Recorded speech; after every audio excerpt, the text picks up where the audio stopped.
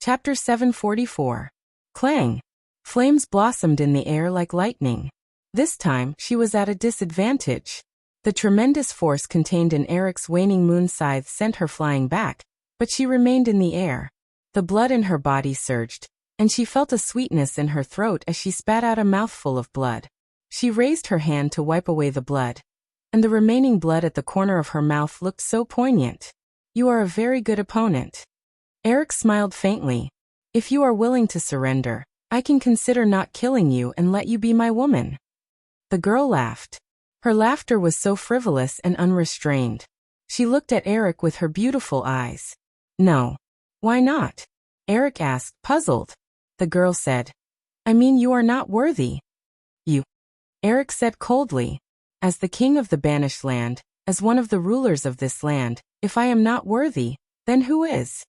The girl seemed to be in a daze. No one knew what she was thinking. After a few seconds, she looked at Eric and said, "I can't remember his name, but I know he must be waiting for me. I love him." "You are courting death." Eric gritted his teeth. He felt jealousy burning in his heart. He quickly increased the divine power in his body to 100%. Suddenly, his cloak fluttered, and his long hair danced in the wind. He looked like a god of death. The light from the crescent moon scythe in his hand refracted dozens of meters away. The flames were threatening. He sneered. "Since you think I am not worthy, then I will send you to your death. I will send you to meet the person you love." "Haha." The girl smiled, and the airflow around her surged. As the blood-red light soared, a golden light burst out, and a dazzling golden ice crystal appeared in her palm. It was the celestial dragon crystal. She didn't even know where this power came from, but she knew that this power belonged to her, as if she was born with it. "Interesting," Eric roared. The crescent moon scythe slashed forward with divine power. The girl raised her palm, and the celestial dragon crystal flew out. Bang! Rays of light soared into the sky, illuminating the entire Dark Rock mountain range. Anyone would be able to tell that two exiled beings with extraordinary strength were fighting it out. They might be lords or kings, but one thing was certain. No one should join in the fun, or they would definitely die on the spot. Kill. The more Eric attacked, the more ferocious he became. Almost every strike contained layers of divine power, especially when he discovered the scars on the girl's legs.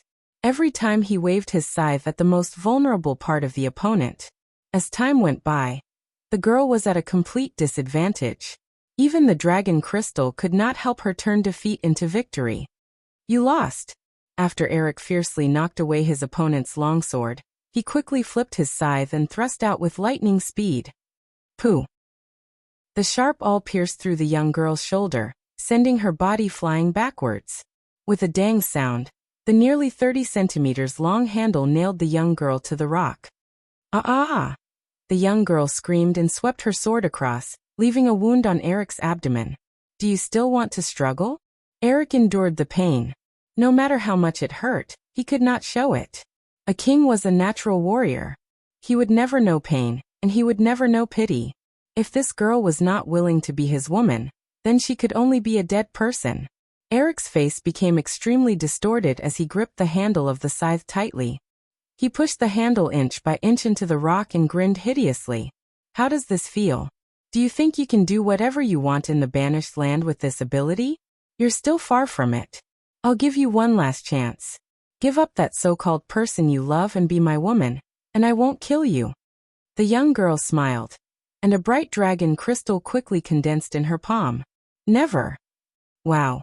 The dragon crystal surged, and Eric took a few steps back from the impact. His eyes were filled with murderous intent. "Don't blame me for this." He raised his palm, and a flame sprang up, forming a fire knife, and chopped down from above. The young girl could not move, but she was not afraid.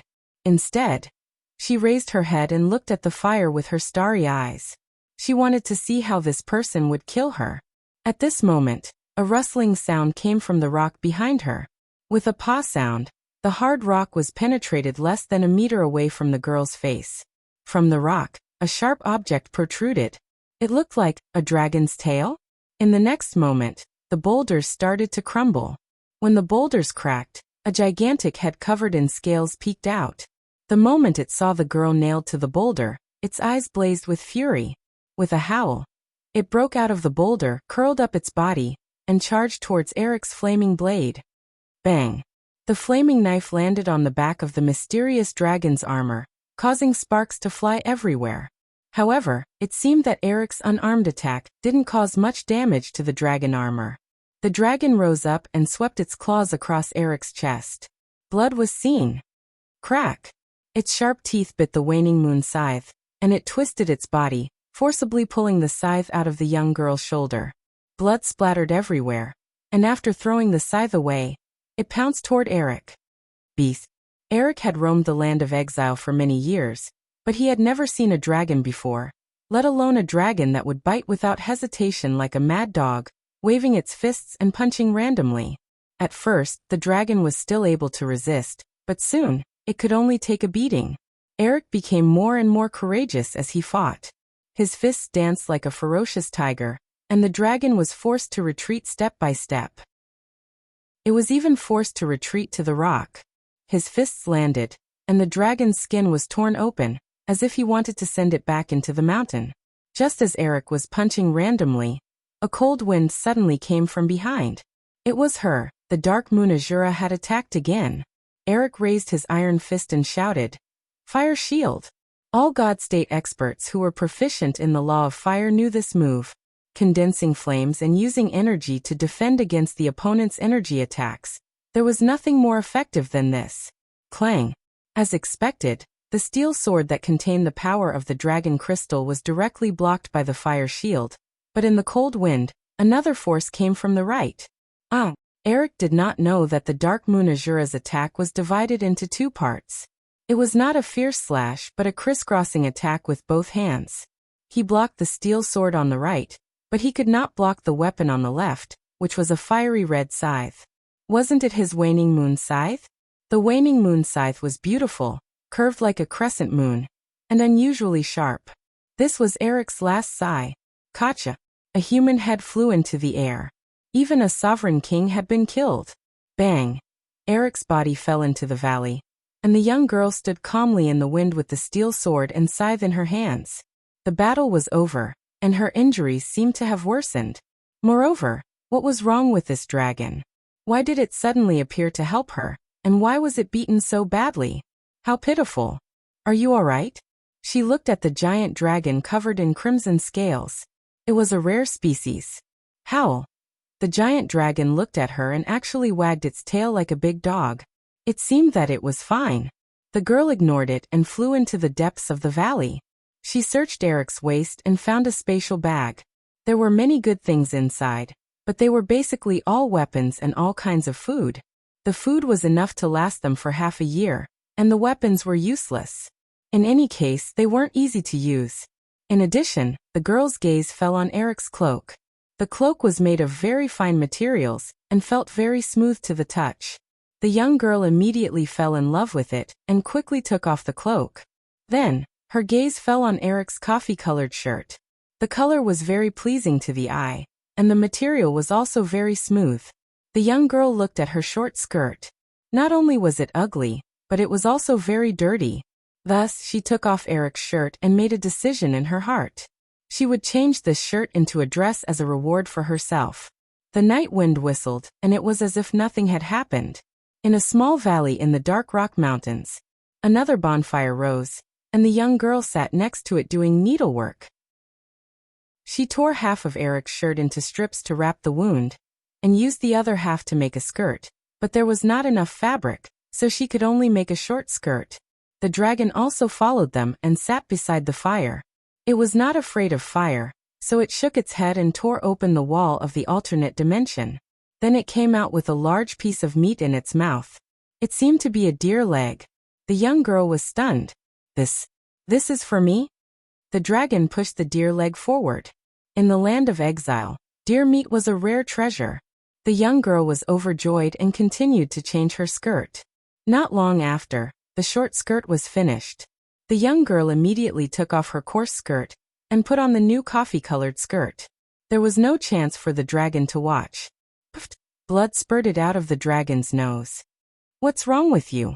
The young girl frowned. The dragon shook its head and did not speak. Instead, it opened its mouth and bit the coarse skirt that the young girl had changed out of and threw it into the alternate dimension. It turned out that this was a dragon with a hobby of collecting. The young girl frowned. Didn't dragons collect glowing gems? This dragon was actually an anomaly, and it liked to collect skirts. Anomaly, simply too much of an anomaly. All anomalies should be killed, the young girl thought. This was what the young girl thought. However, this dragon had saved her life. Forget it, she would spare its life. She looked at her new skirt again, and the more she looked, the more she liked it. She was full of joy. Chapter 745. 20 li to the east of Nine Dragons City. A small town welcomed a new night peacefully. There was a simple market in the town, where merchants sold candles, lanterns, clothes, and prey. Such small towns could be seen everywhere in the celestial pole. After a day of farming, fishing, and hunting, people would usually come here to buy daily necessities. I wonder how young Hero is. Lu Bai led his horse, his face full of indignation, and said, he only knows how to be a hero. What if he gets killed when he enters Nine Dragons City alone? And he's so greedy, risking his life for a demon spirit stone. He really doesn't know death. I'm so angry. I thought I found a good backer, but it turns out he's just a bore. Si Kongyao frowned. She was a little annoyed and said, shut up. If you don't shut up, I'll sew your mouth up. Lu Bai was speechless and didn't dare to speak anymore. Sikong family's young miss was the kind of person who would do what she said. Let's find an inn first, Si Kongyao said. Lu Bai was silent. Let's eat whatever we want tonight. I think he'll be back soon. Lu Bai was still silent. Why aren't you saying anything? Si Kongyao said coldly. Doesn't that mean you'll sew my mouth up if I talk nonsense again? Lu Bai was trembling with fear. In the future, I'll break your legs if you don't answer when I ask you questions. Si Kongyao said angrily. Yes, young miss. Lu Bai broke out in a cold sweat. These rich and powerful people were too hard to serve. The two of them passed through the market. As they moved forward, it became more deserted. When there was no one around, a figure floated down from the sky. It was Lin Muyu. Young hero. Lu Bai was overjoyed. I thought you were dead. Although his words were very inauspicious, Lin Muyu actually felt a little touched. At least Lu Bai was sincerely concerned about her life and death. In this cold world, there were only a few people who truly cared about you. How was it? Did you succeed? Si Kongyao asked. Yes. Lin Muyu nodded her head. 100 grade 5 demon spirit stones are already in our hands. Where are you guys planning to go? Let's find an inn in town and stay for the night. We'll set off tomorrow. We can't live in the town anymore. Lin Muyu frowned. Luin will definitely send more dragon knights to search for us. It's too conspicuous to stay in the town. Let's camp out in the wild. That's fine too. 5 miles east of the town was a dense forest. The three of them led their warhorses through the dense forest path. From afar, they heard the cries of circling wolf falcons above them. There were 2 cries. This time, the Tianji dragon riders had released 2 wolf falcons. They're here to deliver food. Lin Muyu smiled and picked up 2 stones from the side of the road. Not long after, she came back with the corpses of the 2 wolf falcons and said, let's go, let's find a hidden place to eat some meat.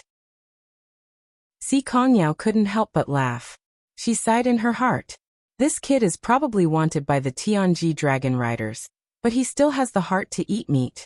This natural optimistic attitude is very valuable. Late at night, they finally found a safe and sheltered place to set up camp. A bonfire was raised.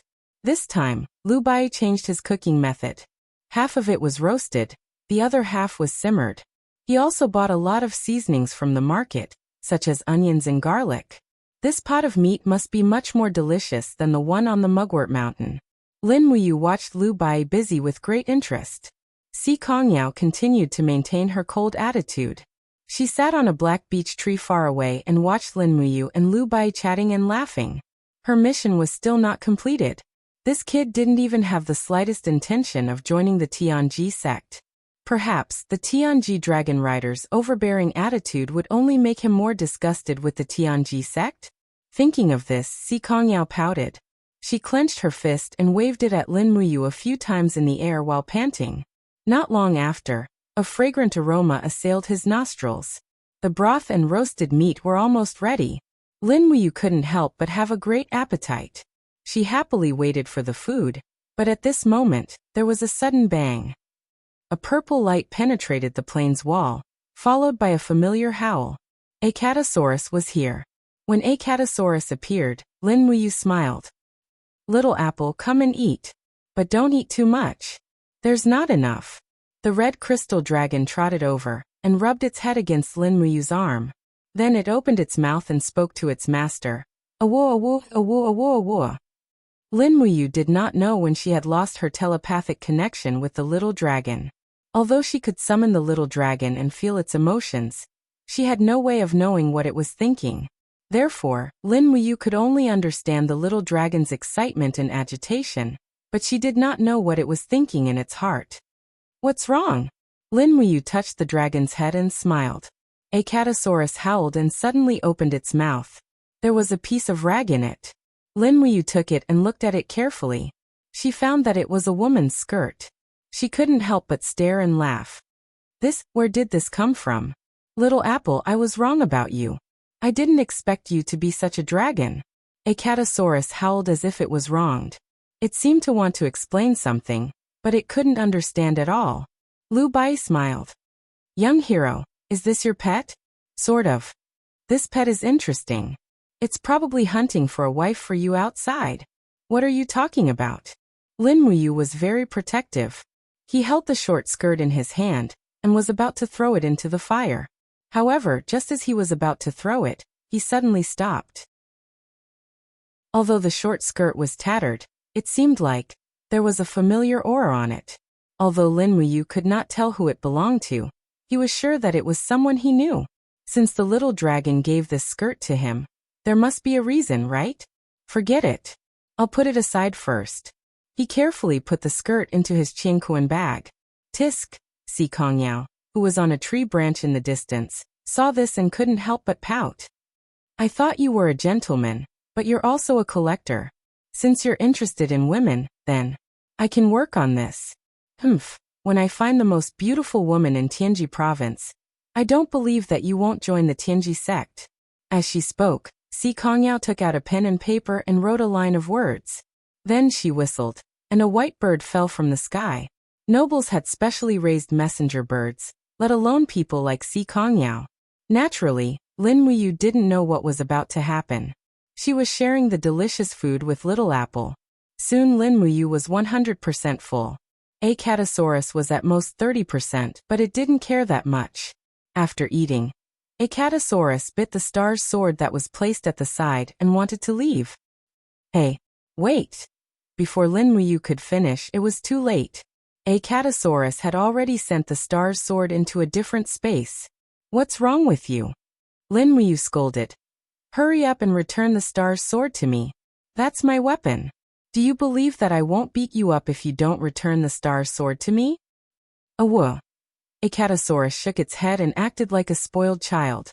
It had no intention of returning the star's sword. Lin Muyu was furious. Motherf ***, I'll beat the **t out of you today.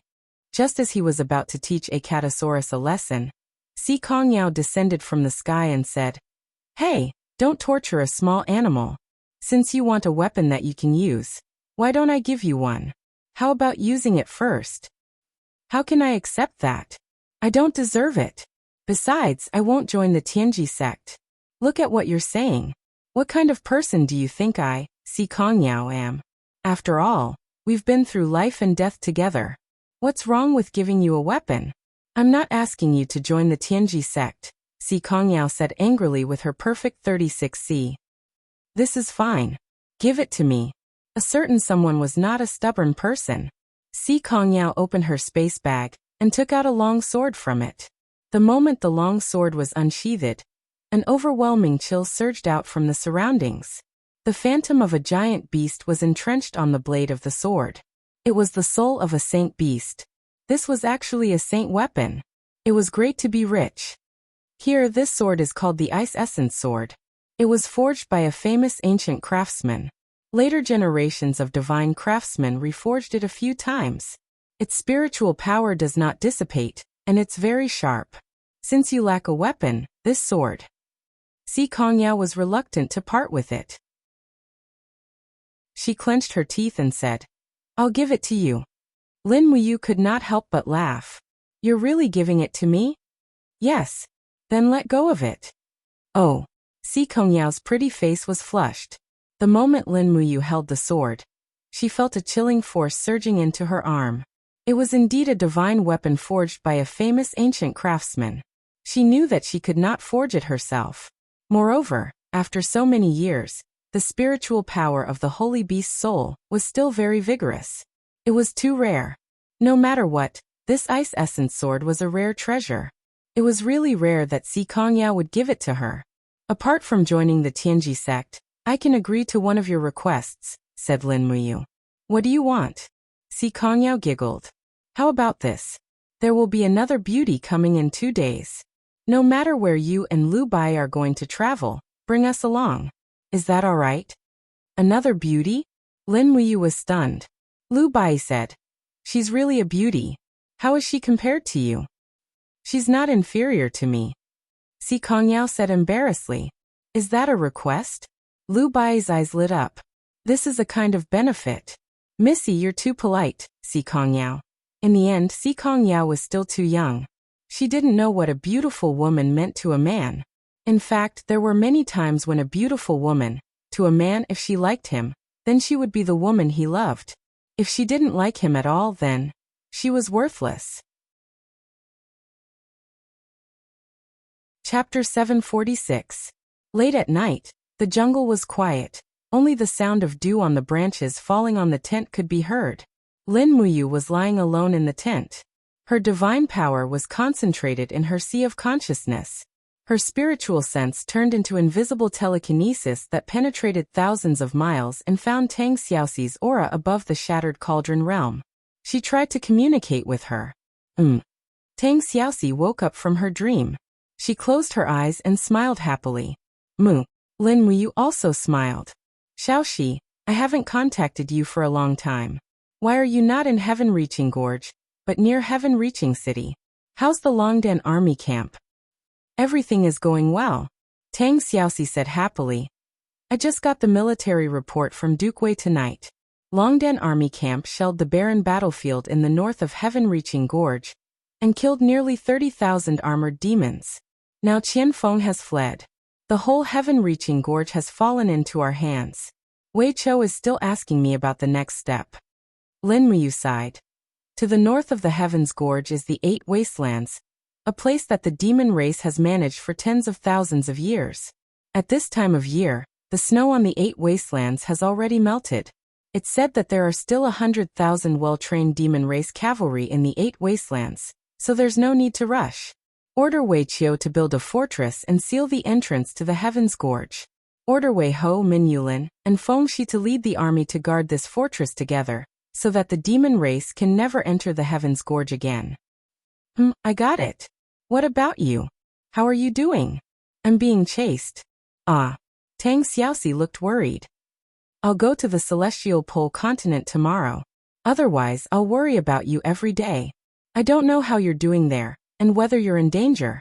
"No need. You'll still be in danger. Xiaoxi, listen to me. You can stay in the Empire. Although it's dangerous here, I can still protect myself. By the way, how is the expansion of the Imperial Navy going?" It is said that General Feng has returned to Lanyan City to preside over the overall situation. He is secretly building a giant fortress ship wrapped in iron sheets. I don't know the details. Oh, I see. Lin Muyu pondered, thinking that the iron smelting technology of the Qin Empire seemed to have reached the stage of developing steam engines.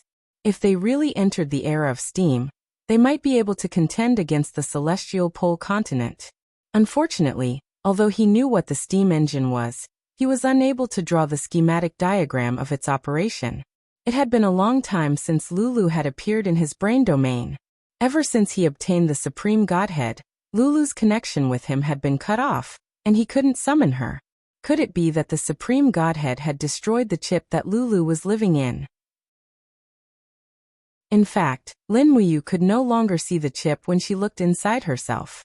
Perhaps, when she was reborn, the chip had already disappeared. Moo. At this time, Tang Xiaoxi's voice was a little greasy. I miss you. I miss you too. Lin Muyu answered very decisively. When Tang Xiaoxi was by his side, she always brought him warmth and a sense of home. But now for the future of the Qin Empire, he could only drift outside. I still have something to do here. Let's contact each other later. Lin Muyu suddenly thought of another way. Okay.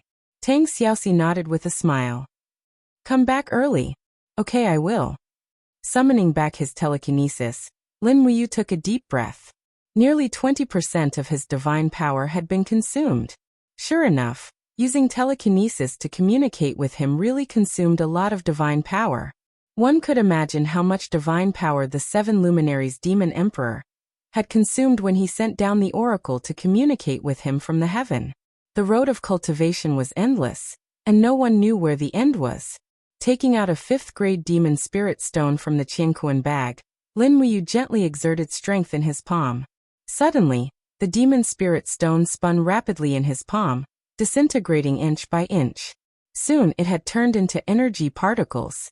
He absorbed them one by one, and in less than 2 hours, he had completely refined them. The divine power in his ocean of qi began to fill up, and the divine power consumed by using telekinesis to communicate with him had all been recovered. His cultivation also seemed to have improved by 1 level, but it was very little. It seemed that refining the demon spirit stone too frequently could not improve his cultivation rapidly. However, now that his divine power was replenished, Lin Muyu could try again. He wanted to use his divine power to penetrate through the multiple planes walls and find his hometown, Earth. Closing his eyes, he took a deep breath. His sovereign lattice actually trembled slightly, as if it was excited about this bold attempt. Swoosh! A beam of light invisible to the naked eye pierced through the tent and shot straight into the sky, heading towards the other star regions. Lin Muyu seemed to have transformed into a bolt of lightning. His surroundings were filled with 4-dimensional areas. He frowned. The direction of Earth was so far away, but he knew it was there. That was the home that he had been longing for. PFFF, PFFF, PFFF. The body formed by telekinesis kept penetrating through the plane's walls, creating loud bangs. It was unknown how many layers of planes he had penetrated. Finally, the view in front of him became clear. Lin Muyu felt his body continuously falling, and below him was a dense fog. It's not fog. It's the atmosphere. However, Lin Muyu had no idea who he was looking for, and he had no idea where he would land on Earth. What if he landed in France? After all, he didn't understand French. Forget it. I'll just try my luck. I'll just find the person with the strongest aura on this planet. He frowned, and under the guidance of the Force, his body directly fell to a certain place on Earth. He penetrated through the atmosphere and pushed away the clouds. Below him was a dazzling city, and it was a very prosperous city. Lin Muyu couldn't tell where this city was until he was about 500 meters away from the ground. From afar he saw the words on the building, Hangzhou Sofitel Westlake Hotel. This is Hangzhou. Lin Muyu almost burst into tears. This is China, my hometown. Following the aura, he landed in a villa not far away. Lin Muyu took a closer look. That's right. In the garden of a villa, there were many dim lights. Under the grape trellis, a young man was reading a book with a frown on his face.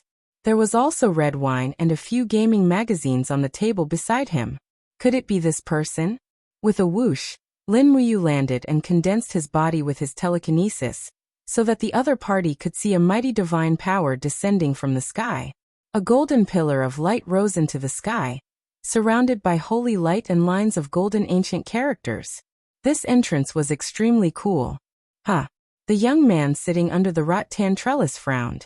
Very quickly, he raised his hand and pulled out the sharp sword on the sword rack beside him. He shouted in a low voice, "Who's there?" His movement technique was quite impressive.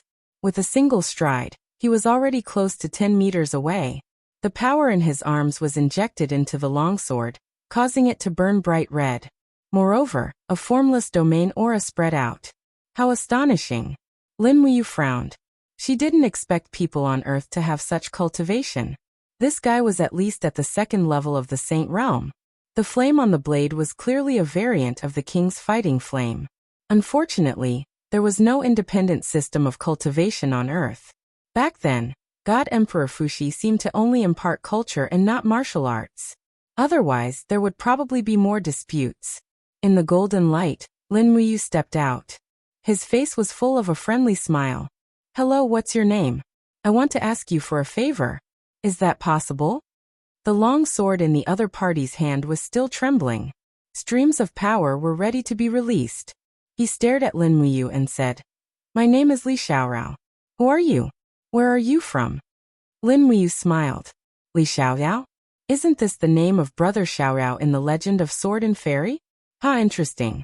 Oh, I want to ask for your help. Who are you? Why should I help you? Li Xiaorao seemed to realize that if he used a sword, he definitely wouldn't be a match for the stranger in front of him. He raised his hand and pulled out a gun from his thigh. The black muzzle was pointed at the other party. You are a police officer? You actually have a gun. Lin Muyu frowned. If you are a police officer, it will be even easier. I am not some alien. I am also a Chinese. Nonsense. Li Xiaoyao raised his eyebrows. Chinese basically don't know how to fly. Furthermore, the special characteristics of your power don't belong here at all. Who are you? What are you trying to do? Speak or I will shoot. This is a nano bullet. It has strong penetrative power. You better think it over. As the captain of the Hangzhou Special Operations Team, I order you to put down your weapon. Lin Muyu was about to cry. She raised her hand and sheathed the Ice Origin sword. She spread her hands and said, You see, I am also a Chinese. My home is in Shanghai. My father is called Lin Shun. My brother is called Lin Yan. I am called. Wait. Li Xiaoyao was stunned. He interrupted Lin Muyu's words. He lightly rolled the gun and put it back into the gun holster beside his thigh. He said, Your father is called Lin Shun? So you are the Lin Ji who has been missing for several years. The god of war Lin Muyu in the conquest game? Yes, that is me. Brother, do you know me? Lin Muyu was wild with joy. Yes. Li Xiaoyao nodded lightly.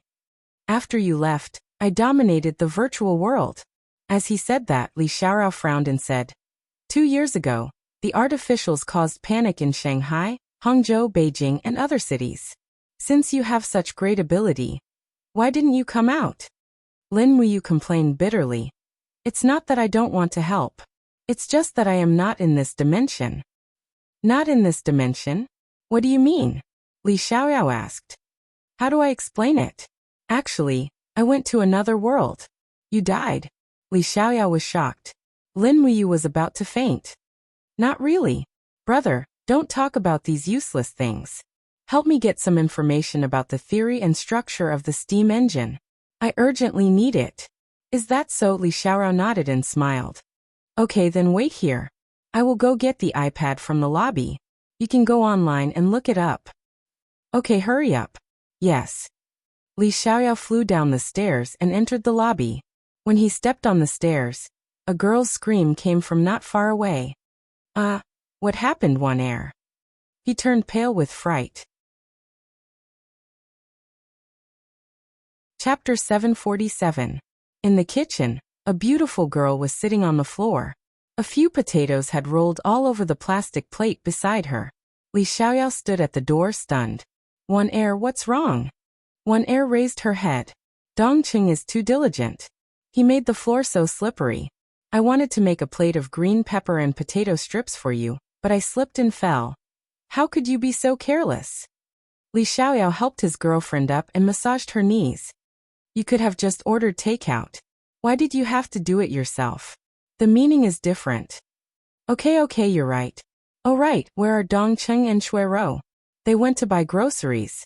They said they wanted to cook a good meal. Little Wolf, Old K, and the others are coming later. Oh right, Meng Yao will be coming too.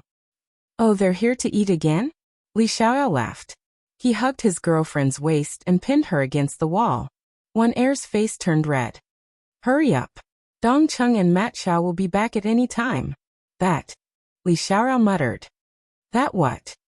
I feel like there's something I forgot to do. Humph, you have the nerve to be the captain with that kind of memory. Upstairs, Lin Muyu could naturally see everything with her observation skills. She frowned and muttered to herself. That girl looks familiar. Could she be the legendary Tsang Tong? That can't be right. She was already an adult when I left. But I've been in the Shattered Cauldron realm for more than 10 years. Why is she still so young? Could there be something wrong with the time? That could only be explained by the staggered opening of the fifth dimension. 10 years in the Shattered Cauldron realm was only a few years on Earth. Lin Muyu frowned. She suddenly felt her spiritual power rapidly depleting. In the blink of an eye, she could no longer maintain her telekinesis power in this dimension. It was as if a huge black hole had appeared behind her and was sucking her back. F***ck, what should I do? He desperately circulated his divine power to defend himself, but how could he defend against this dimensional energy? Just as the telekinesis was sent back to the Shattered Cauldron realm's plane, Lin Muyu wailed and said unwillingly, Li Xiaoyao, I'm not done with you. Sha sha sha. Amidst the sound of footsteps, Lin Muyu walked to the balcony with the latest tablet in his hands. He looked around in a daze. Lin Ji had disappeared. He looked as if he had seen a ghost. He couldn't help but scratch his head. What the F***ck? Am I dreaming? Should I tell old Master Lin Shun about this? Forget it, there's no need to tell him. It'll only add to his troubles. As long as Lin Ji has a conscience, he'll come back to fulfill his filial duties. The forest in the eastern part of Nine Dragons City was filled with spring flowers. When the morning light shone on the forest, the rabbits came out to look for food. The air was filled with the sound of birds flapping their wings. It was as if the forest had suddenly come alive from the silence of the night. Lu Bai had woken up early and was making breakfast. Naturally, the main ingredient was wolf falcon meat. As a young miss, Si Kongyao should have been watching from the side and waiting to eat. However, it seemed that after she decided to join this adventurer team, she became a lot more diligent. She actually tied Lu Bai up to gather some firewood. At this moment, a voice came from the tent beside them. Li Xiaoyao, I'm not done with you. Si Kongyao and Lu Bai were stunned at the same time. Who is Li Xiaoyao? Si Kongyao asked. I don't know, but it must be a man. Young hero's taste is getting weirder and weirder. That's right, I can even dream of a man in my dreams. No wonder he didn't even look me in the eye even though I'm a natural-born beauty. Si Kongyao praised herself in high spirits. Lu Bai turned around and looked at the young lady's towering chest. He smacked his lips and said, You're indeed a natural beauty. Don't look. Si Kongyao raised her eyebrows and said with a murderous look, I'll dig your eyes out if you keep looking. You're a natural beauty and you can't even look at me. Is there any justice in this world? Lu Bai complained in a low voice. Si Kongyao smiled faintly. You can't even beat me. How dare you look at my chest? Lu Bai was speechless. So you're saying that I can look all I want? Lin Muyu opened the tent's door and said with a smile. Si Kongyao also smiled. You should just look at Li Xiaoyao's chest. Si Kongyao, I'm going to kill you. In the early morning, the forest was filled with laughter and cheers. The vigilance between them seemed to have lessened as they got along. Just as Lin Muyu and the others were eating breakfast, thunder suddenly rumbled in the sky. A ray of light shone into the forest and condensed into Xiao's figure. This was her teleportation. Fairy Xiao. Lin Muyu hurriedly stood up and bowed respectfully. You. Xiao's gaze was filled with blame as she said, You're too rash. You actually dared to traverse over 3,000 planes to search for the direction of Earth with such a tender godhead. Are you tired of living? If it were someone else, their sea of vital energy would have exploded in the Plain Power Valley and lost all their cultivation. Lin Muyu naturally knew that she was too rash last night. At this moment, there was not much divine power left in her body, not even 20%. She was about to become a weak chicken. Thus, she humbly accepted the lesson and said, I won't dare to do it again. At the side, Si Kongyao's mouth was wide open. Naturally, She knew that this woman in front of her was very powerful. She knelt on the ground and said, "Sikongyao, greets the God Emperor Goddess. Miss Sikong, please rise. Although I haven't seen you before, I've heard of you. You're indeed a natural beauty." Ziyao was very good with words. Sikongyao was secretly happy. "Thank you for your praise, goddess. Alright, I have to continue cultivating. I'll take my leave first." Ziyao frowned and looked at Lin Muyu. "Be careful in the future. If you encounter something you don't understand, just call me or the Demon Emperor's name. Do you understand?" "Yes, I understand. Go back quickly. Maintaining telekinesis consumes too much divine power. At least you know what's good for you. I'm leaving." With a swoosh, a rainbow light flew past. Ziyao's figure disappeared. In fact, she had never been here. What came was just a wisp of consciousness. Lu Bai was dumbfounded the whole time. At this moment he finally recovered and said, "Young hero, could this be the legendary goddess of the god realm?" "Yes." Lin Muyu smiled faintly and patted Lu Bai's shoulder. "Moreover, it's the goddess who rules over hundreds of planes. But don't even think about it. You're so weak. You'll never be able to pursue such a goddess." Lu Bai's face was full of tears. "I want to follow you and cultivate well, teacher." The next day, after entering Tianji province, the three of them hurried on their journey. Finally, they arrived at a small town on the official road before the sky turned dark. From afar, Sikongyao was in high spirits. She said, "There's an inn in front called Flight of Phoenixes Inn. When I was very young, my grandfather brought me to stay here. It was very fun. Every night, there would be acrobats performing here. Today, we'll have a good look. Also, I want to introduce you to a new friend." "A new friend?" Lin Muyu squinted. "Is it a girl?" "How did you know? Didn't you say it before?" "Ah, I said it before." Sikongyao was confused. Further ahead was the small town. Strictly speaking, this was a very commercialized town. The entire town was made up of inns, pubs, blacksmiths, and so on. There was not a single resident. The inns were used to provide accommodation for the traveling merchants, the pubs were for the travelers to pass the time, and the blacksmiths were for the mercenaries and cultivators to forge and repair weapons. There were about 20 inns in the whole town, which showed how prosperous the Tianji Empire was. Among the 20 inns, there was one that stood out from the rest. The Flight of Phoenixes Inn covered an area that was 3 to 5 times that of other inns. It used colorful glazed tiles, and the floor was paved with expensive pine rocks. There were even dozens of guards standing outside the door. Each of them was wearing the red cloud badge of the Tianji Empire. It could be imagined how powerful the inn's background was if it could mobilize the army to maintain law and order in a small inn.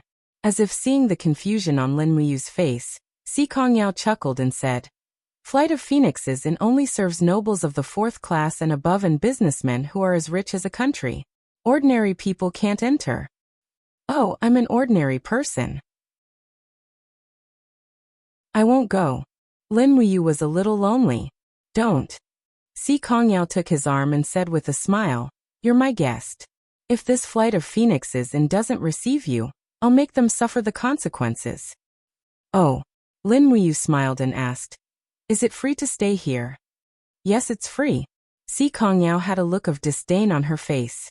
She thought to herself, how can a person with at least the cultivation of a Saint Martial Venerable be so useless?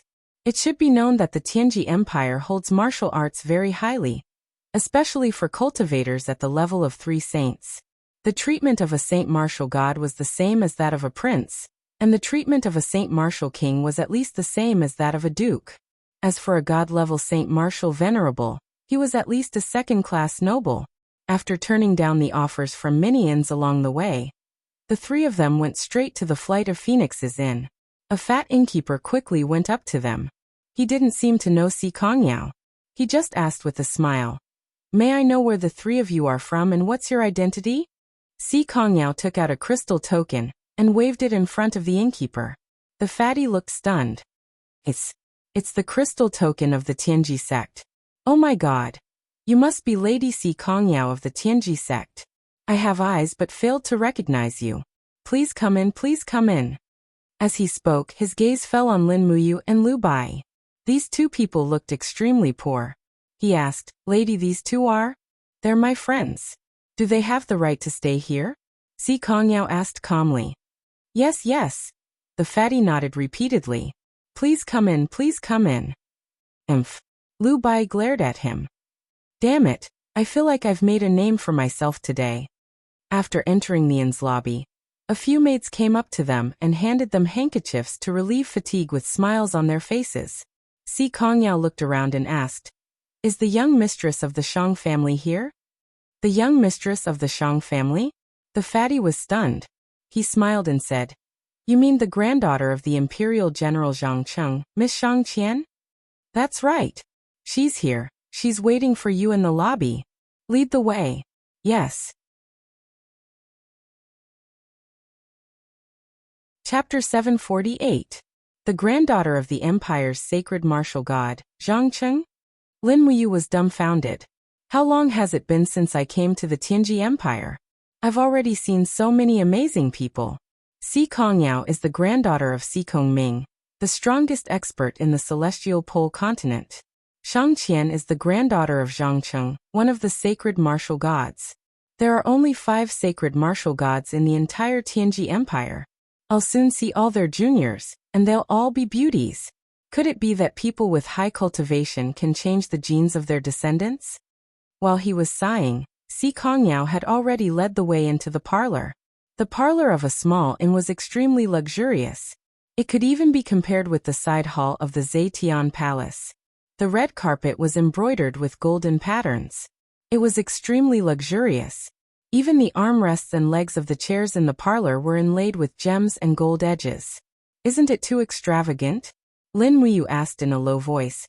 "Bai, how much does it cost to stay here for a night?" Lu Bai also said in a low voice, "I've never stayed here before, but I've heard of this inn. Every high official and noble will pass by here when they come to the imperial capital to meet the emperor. They'll stay here for a night to gain some of the nobility's aura. Staying here for a night will cost at least this much." He held up a finger. 100 gold coins? It's so expensive." Lin Muyu exclaimed. "What 100 gold coins? It's 10,000 gold coins." Lu Bai refuted his exclamation. Lin Muyu was a little confused. It seemed that the nobles of the Tianji Empire were even more extravagant than the nobles of Lanyan City. This was also a good thing. "Sister Shang Qian, it's been a long time." Si Kongyao directly threw herself into the arms of a beauty. Lin Muyu took a look. Just as Si Kongyao said, Shang Qian was a great beauty. She was at least 95 points. Her beauty was about the same as the 2 great beauties, Chu Yao and Ouyang Yan. "Come, let me introduce you." Si Kongyao was very enthusiastic and smiled.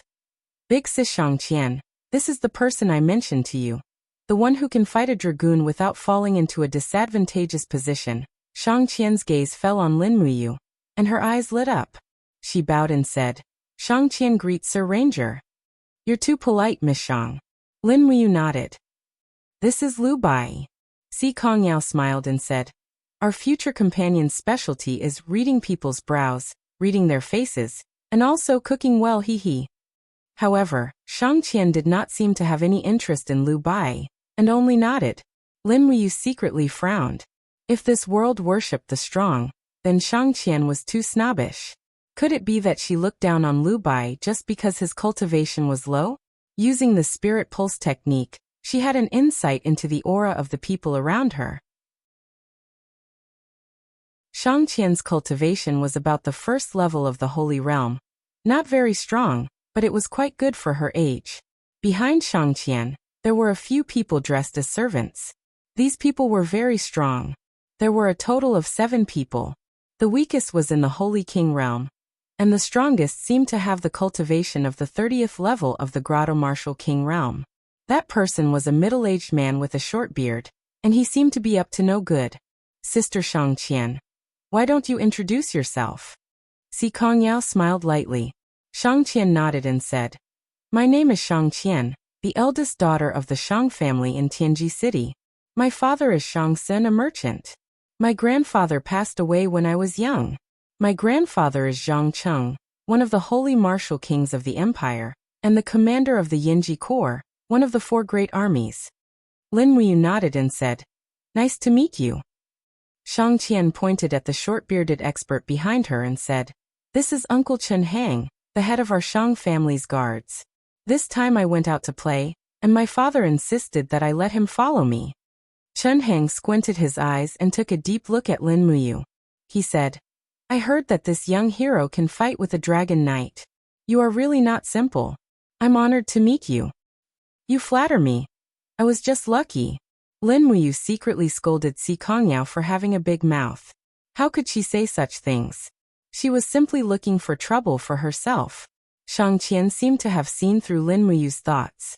She smiled and said, "Although I was born in the Shang family, and it's a prestigious family in the Imperial City, don't worry, young hero.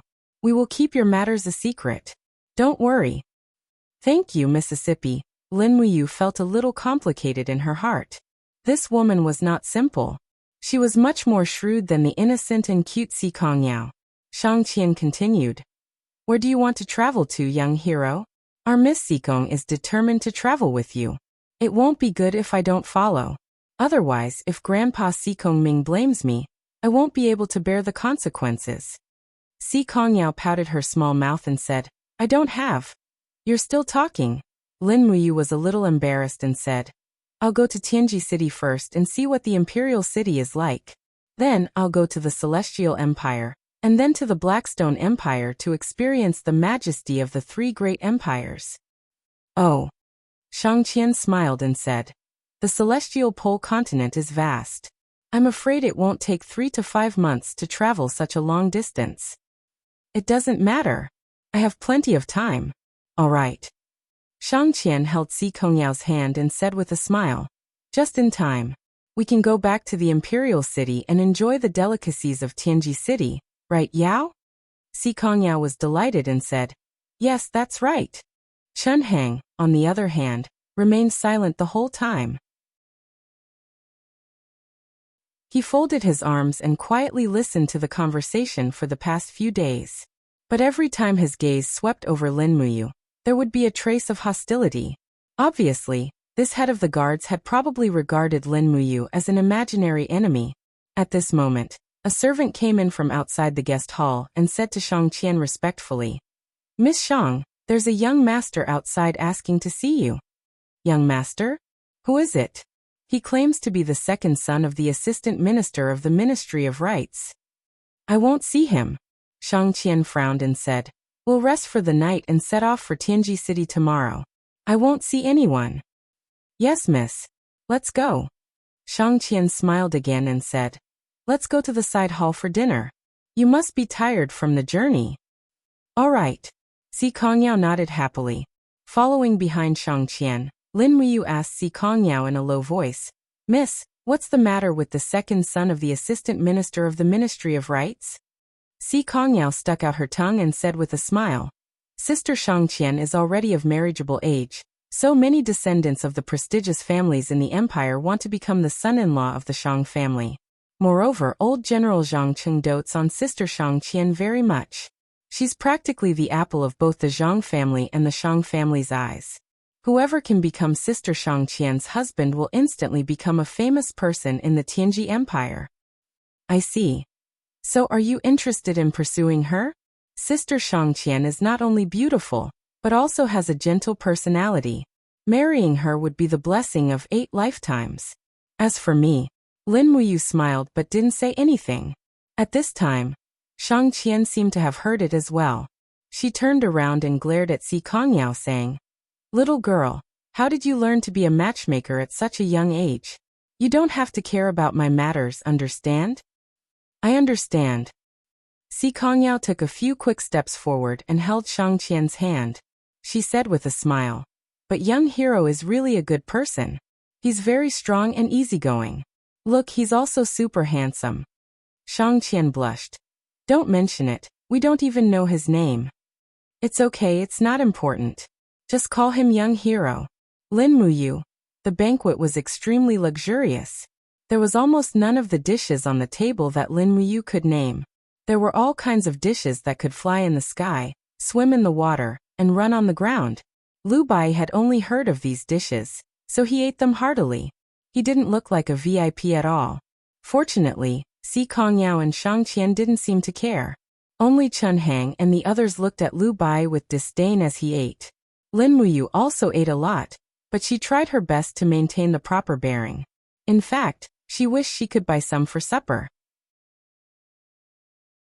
It was already late at night when they finished the banquet, so they went back to their rooms to rest. The next morning, they woke up early and continued their journey to Tianji City, the capital of this huge empire. When Lin Muyu and Lu Bai went out, they were instantly stunned. There was a gathering of carriages and horses outside the entrance of the inn. There were nobles dressed in brocade clothes standing there. Their faces were full of respect and every one of them was extremely attentive. "Miss Shang, please sit in my carriage. This carriage has been perfumed. I guarantee there won't be any foul smell. Miss Shang, my carriage is gilded. Miss Shang Qian, my carriage has been waiting for you for a long time. I am well versed in poems and songs. I can learn from you along the way. Miss Shang Qian, please sit in my carriage. I have a good character and can last long enough. Also, I'm huge." Shang Qian frowned, but she couldn't chase this group of people away openly. After all, these people were nobles' children. Many of their fathers were high-ranking officials in the capital. She couldn't afford to offend them. Si Kongyao smiled faintly. She led the warhorse over and said, "Sister, let's ride a horse. Do you still remember the days when we galloped on horseback?" Shang Qian smiled cheerfully. "Okay." After raising the horsewhip and shouting, Shang Qian and Si Kongyao left. Lin Muyu and Lu Bai were like two bodyguards. One followed closely, followed by Chun Hang and the other Shang family's bodyguards. The group of nobles who had prepared the carriage were dumbfounded. They said with hatred, "Who is that man following Miss Shang? He must have eaten the guts of a leopard." Tens of thousands of horses galloped. Just like that, countless nobles' children followed Miss Shang Qian on the official road. Shang Qian rarely went out. Once she had such an opportunity, she wouldn't miss it. As for Si Kongyao, although she was a beauty, she was too unruly and willful. The number of followers she had beaten up was equivalent to an army. Who would dare to touch her tiger butt? Lin Muyu, who was galloping, was bewildered. Why didn't everyone pursue Si Kongyao but Shang Qian? If it was her, she would choose Si Kongyao. She was lively, cute, pure, and could be ruthless when needed. Her personality was very similar to Tang Xiaoxi. She was so likable. These people from Heaven's Pole continent really couldn't understand her.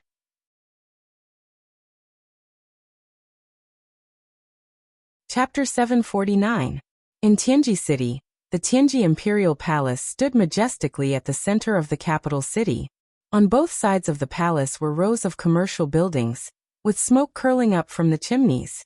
Between the largest dragonfish auction house and the army destroyer weapon shop, a rather simple and unadorned building stood there.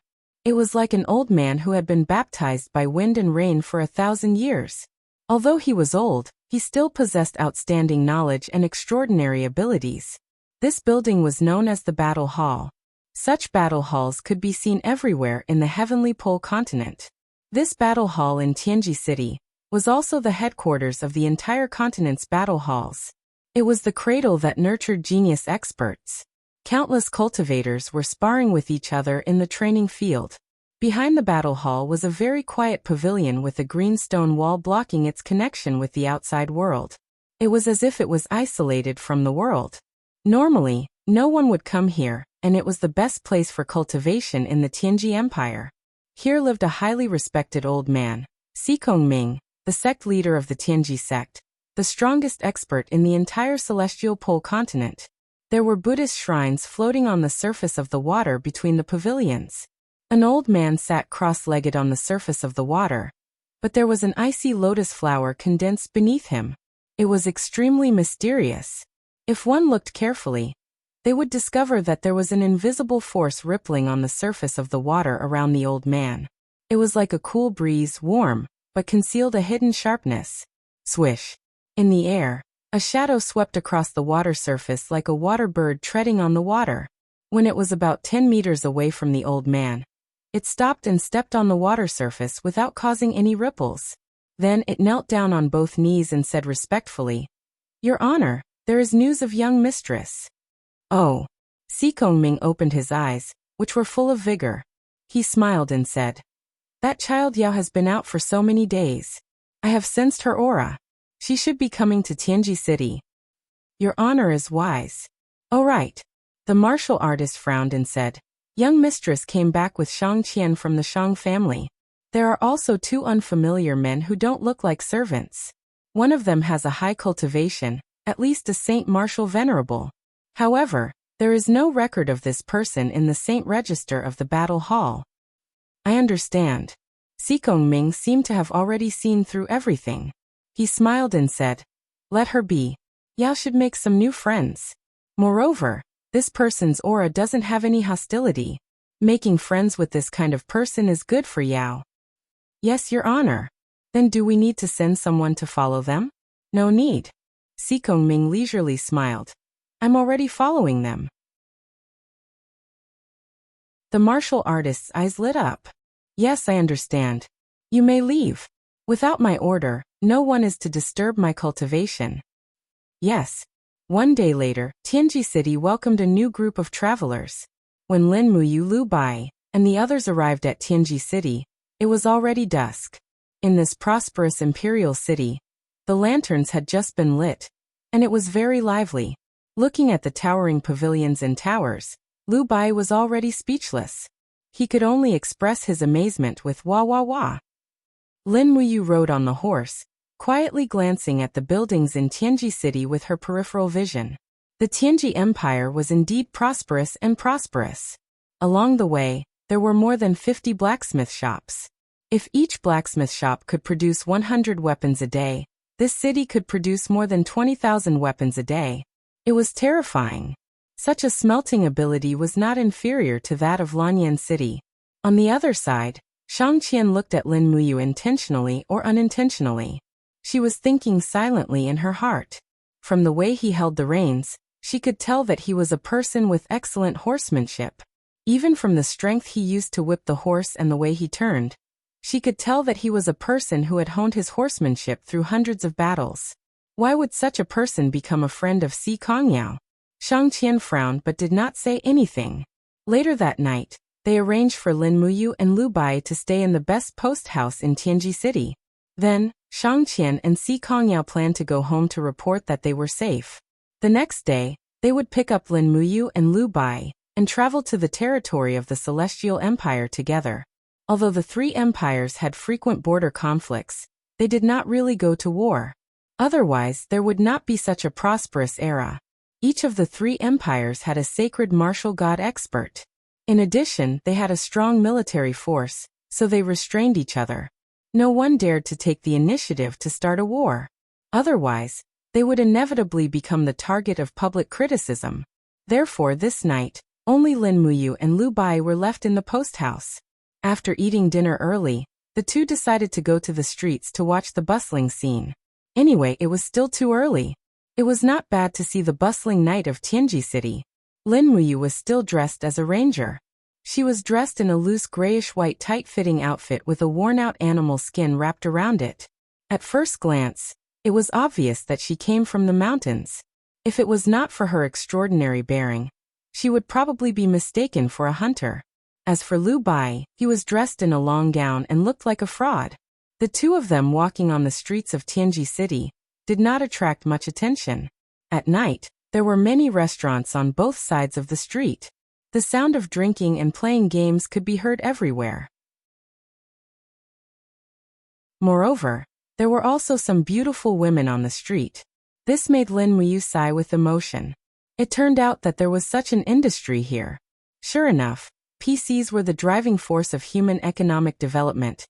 "Lin, shouldn't you get yourself a weapon?" asked Lin Muyu. After so many days of cultivation, Lu Bai could already generate genuine qi that was not too weak. In terms of classification, he should have almost stepped into the second heaven of the human realm. In any case, he could be considered as a scholar who had the strength to truss a chicken. Weapon. Lu Bai was stunned and said, "Young hero, I have never used a weapon. Can you help me choose one?" "Sure." Lin Muyu looked at his figure and said, "You are too thin and weak. It is not suitable for you to use heavy weapons. Hammers, battle axes, broadswords and the like are definitely not suitable for you. Then I will choose weapons like short swords, daggers, short swords, or fans. Choose one yourself." Daggers, short swords? Lu Bai frowned. It doesn't sound like a good person. I, Lu Bai, am a scholar. Heaven is jealous of geniuses. Pooh. I am a natural genius. If I can't use that kind of weapon, then I will use a fan. I knew it. Lin Muyu secretly laughed. What are you laughing at? Lu Bai looked unhappy. Why did you choose a fan? Because of dexterity. Lu Bai chuckled. Moreover, he has an elegant demeanor and is extraordinarily handsome. Who knows, he might even be able to get himself a wife. Oh, your life goal is to get a wife? Yes. Young hero, you are so handsome. You will definitely not lack women. I am different. I am almost 30 years old, and have never touched a woman's body. It is really sad to talk about it. I do too. Lin Muyu said casually. Is that so? Lu Bai's eyes lit up. He said with a smile, that is easy. Hasn't Miss Si Kongyao always wanted to recruit you into the Tianji sect? Moreover, I can tell that she likes you very much. She is just too shy to say it. As the saying goes, a man should take the initiative. Young hero, why don't you tell her to let Si Kongyao be your woman, and you will join the Tianji sect? In my opinion. He counted with his fingers and rolled his eyes. A few seconds later he said, I am at least 80% sure that Miss Si Kongyao will agree to it. Lin Muyu looked at him with disdain. You only think about this all day. Humph, I was wrong about you. Moreover, I don't want to die. If I dare to touch Si Kongyao, I guarantee that her grandfather will immediately jump out and fight me. I can't afford to offend an old grandfather with the cultivation of a martial god. Lu Bai laughed. Look at you, I know you're scared. I think, maybe you've taken a fancy to that Shang family's Missy. After all, she's more feminine. That figure, the front and the back. Stop drooling, my dear brother. You are a graceful scholar. Cough cough. The two of them walked into a blacksmith shop. Immediately, a skinny shopkeeper welcomed them with a face full of smiles. Are the two of you looking for weapons? Yes. Lin Muyu nodded. My friend wants to buy an iron fan. Shopkeeper, do you have it in your shop? Yes, yes, yes. This way, please. They came to a row of exquisite weapon racks. There were many fans on them. The price and material were marked on the side. The skinny shopkeeper picked one up and said, the frame of this fan is made of fine steel. It is as hard as iron. The surface of the fan is weaved with cloud silk. It cannot be cut by swords or sabers. It was forged by the capital's famous blacksmith Gong Ye Mao. The price is 5,000 gold coins. Wow, 5,000 gold coins. So expensive? Lu Bai was dumbfounded. Lin Muyu couldn't help but laugh. This guy was too embarrassing. She said, let me take a look. He took the fan and weighed it in his hand.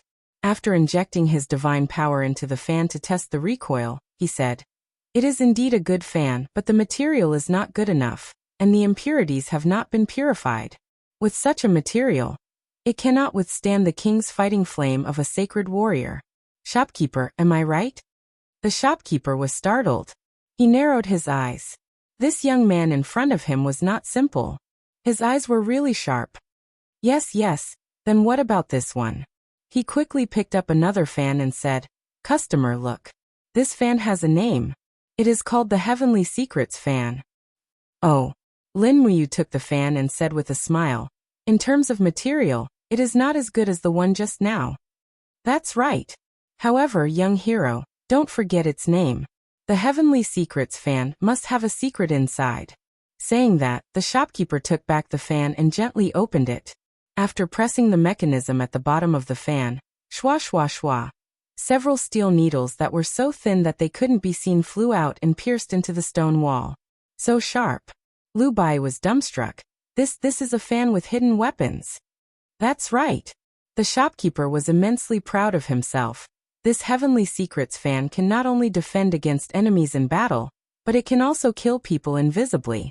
However, if it is not a mortal enemy, It is better not to use hidden weapons.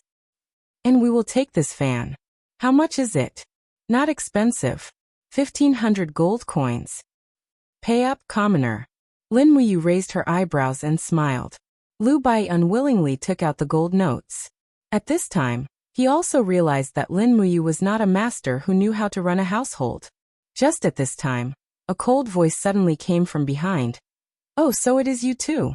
Truly wearing out iron shoes in fruitless search, only to find it by chance.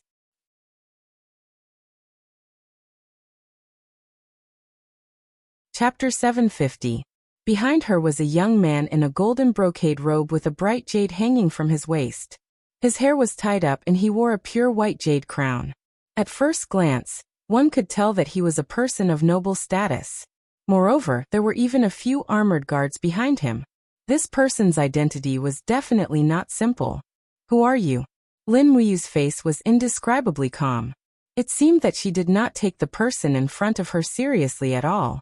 Boy, you are the person who accompanied Miss Shangqian during the day and talked and laughed with her, aren't you? Yes. Then it's easy.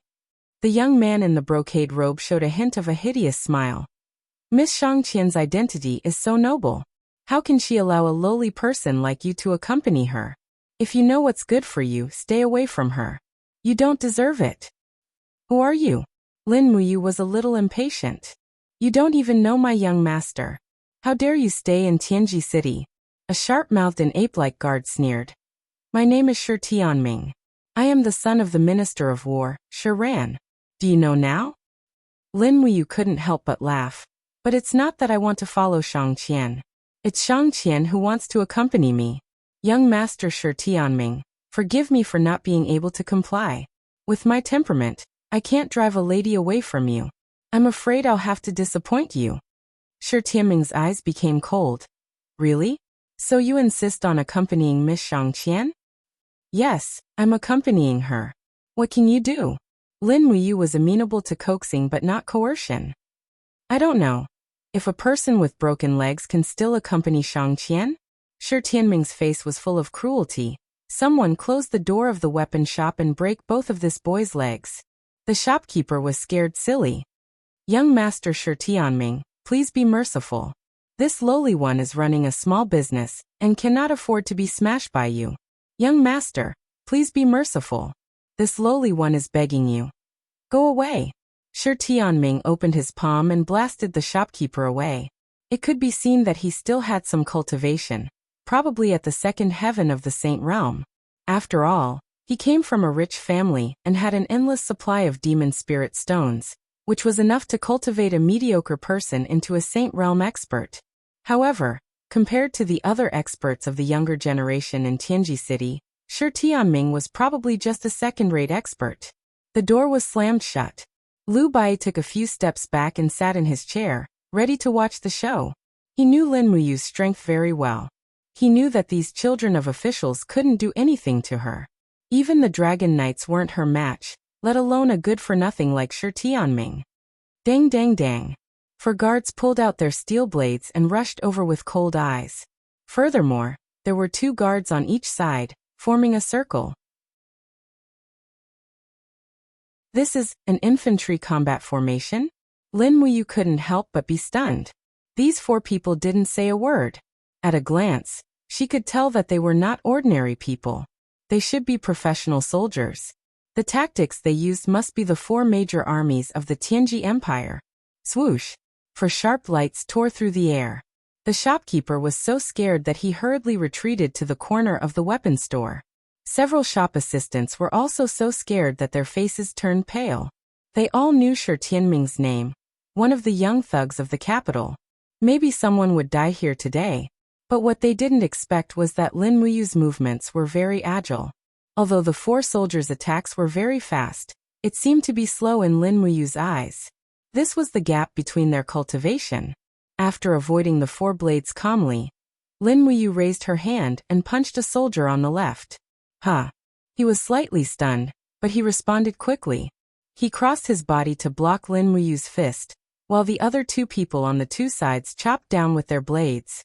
Their attacks were clean and neat, like 2 beams of strong light attacking in a ladder. Lin Muyu also felt a faint chill behind her. The fourth person's attack was the most fatal.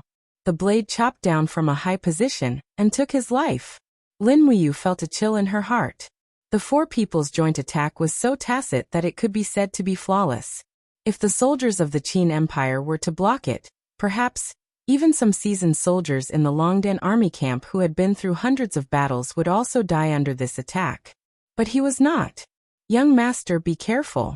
Lu Bai's heart was in his throat. Dang!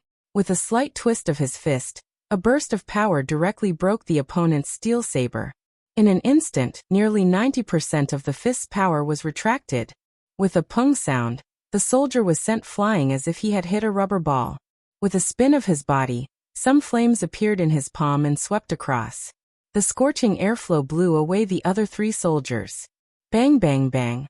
Although they were all tall and strong, they were blown away like leaves under Lin Muyu's attack. They crashed into several rows of weapon racks and howled miserably. Lin Muyu had only used less than half of his divine power, but he had already seriously injured them. How is this possible? Shi Tianming stood there dumbfounded and looked at everything in front of him incredulously. These four people were all first-class guards of the Minister of War's mansion. Each of them was at least a first-class warrior.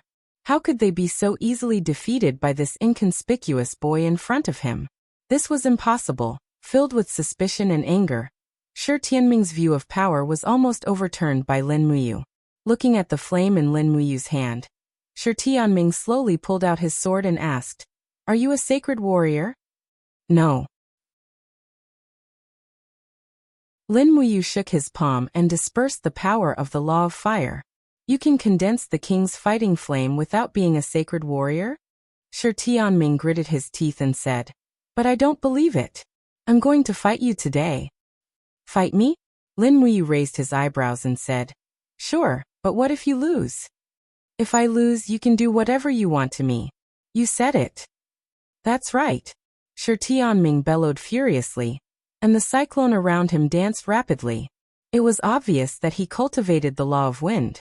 The surging airflow blew away all the weapon racks around him.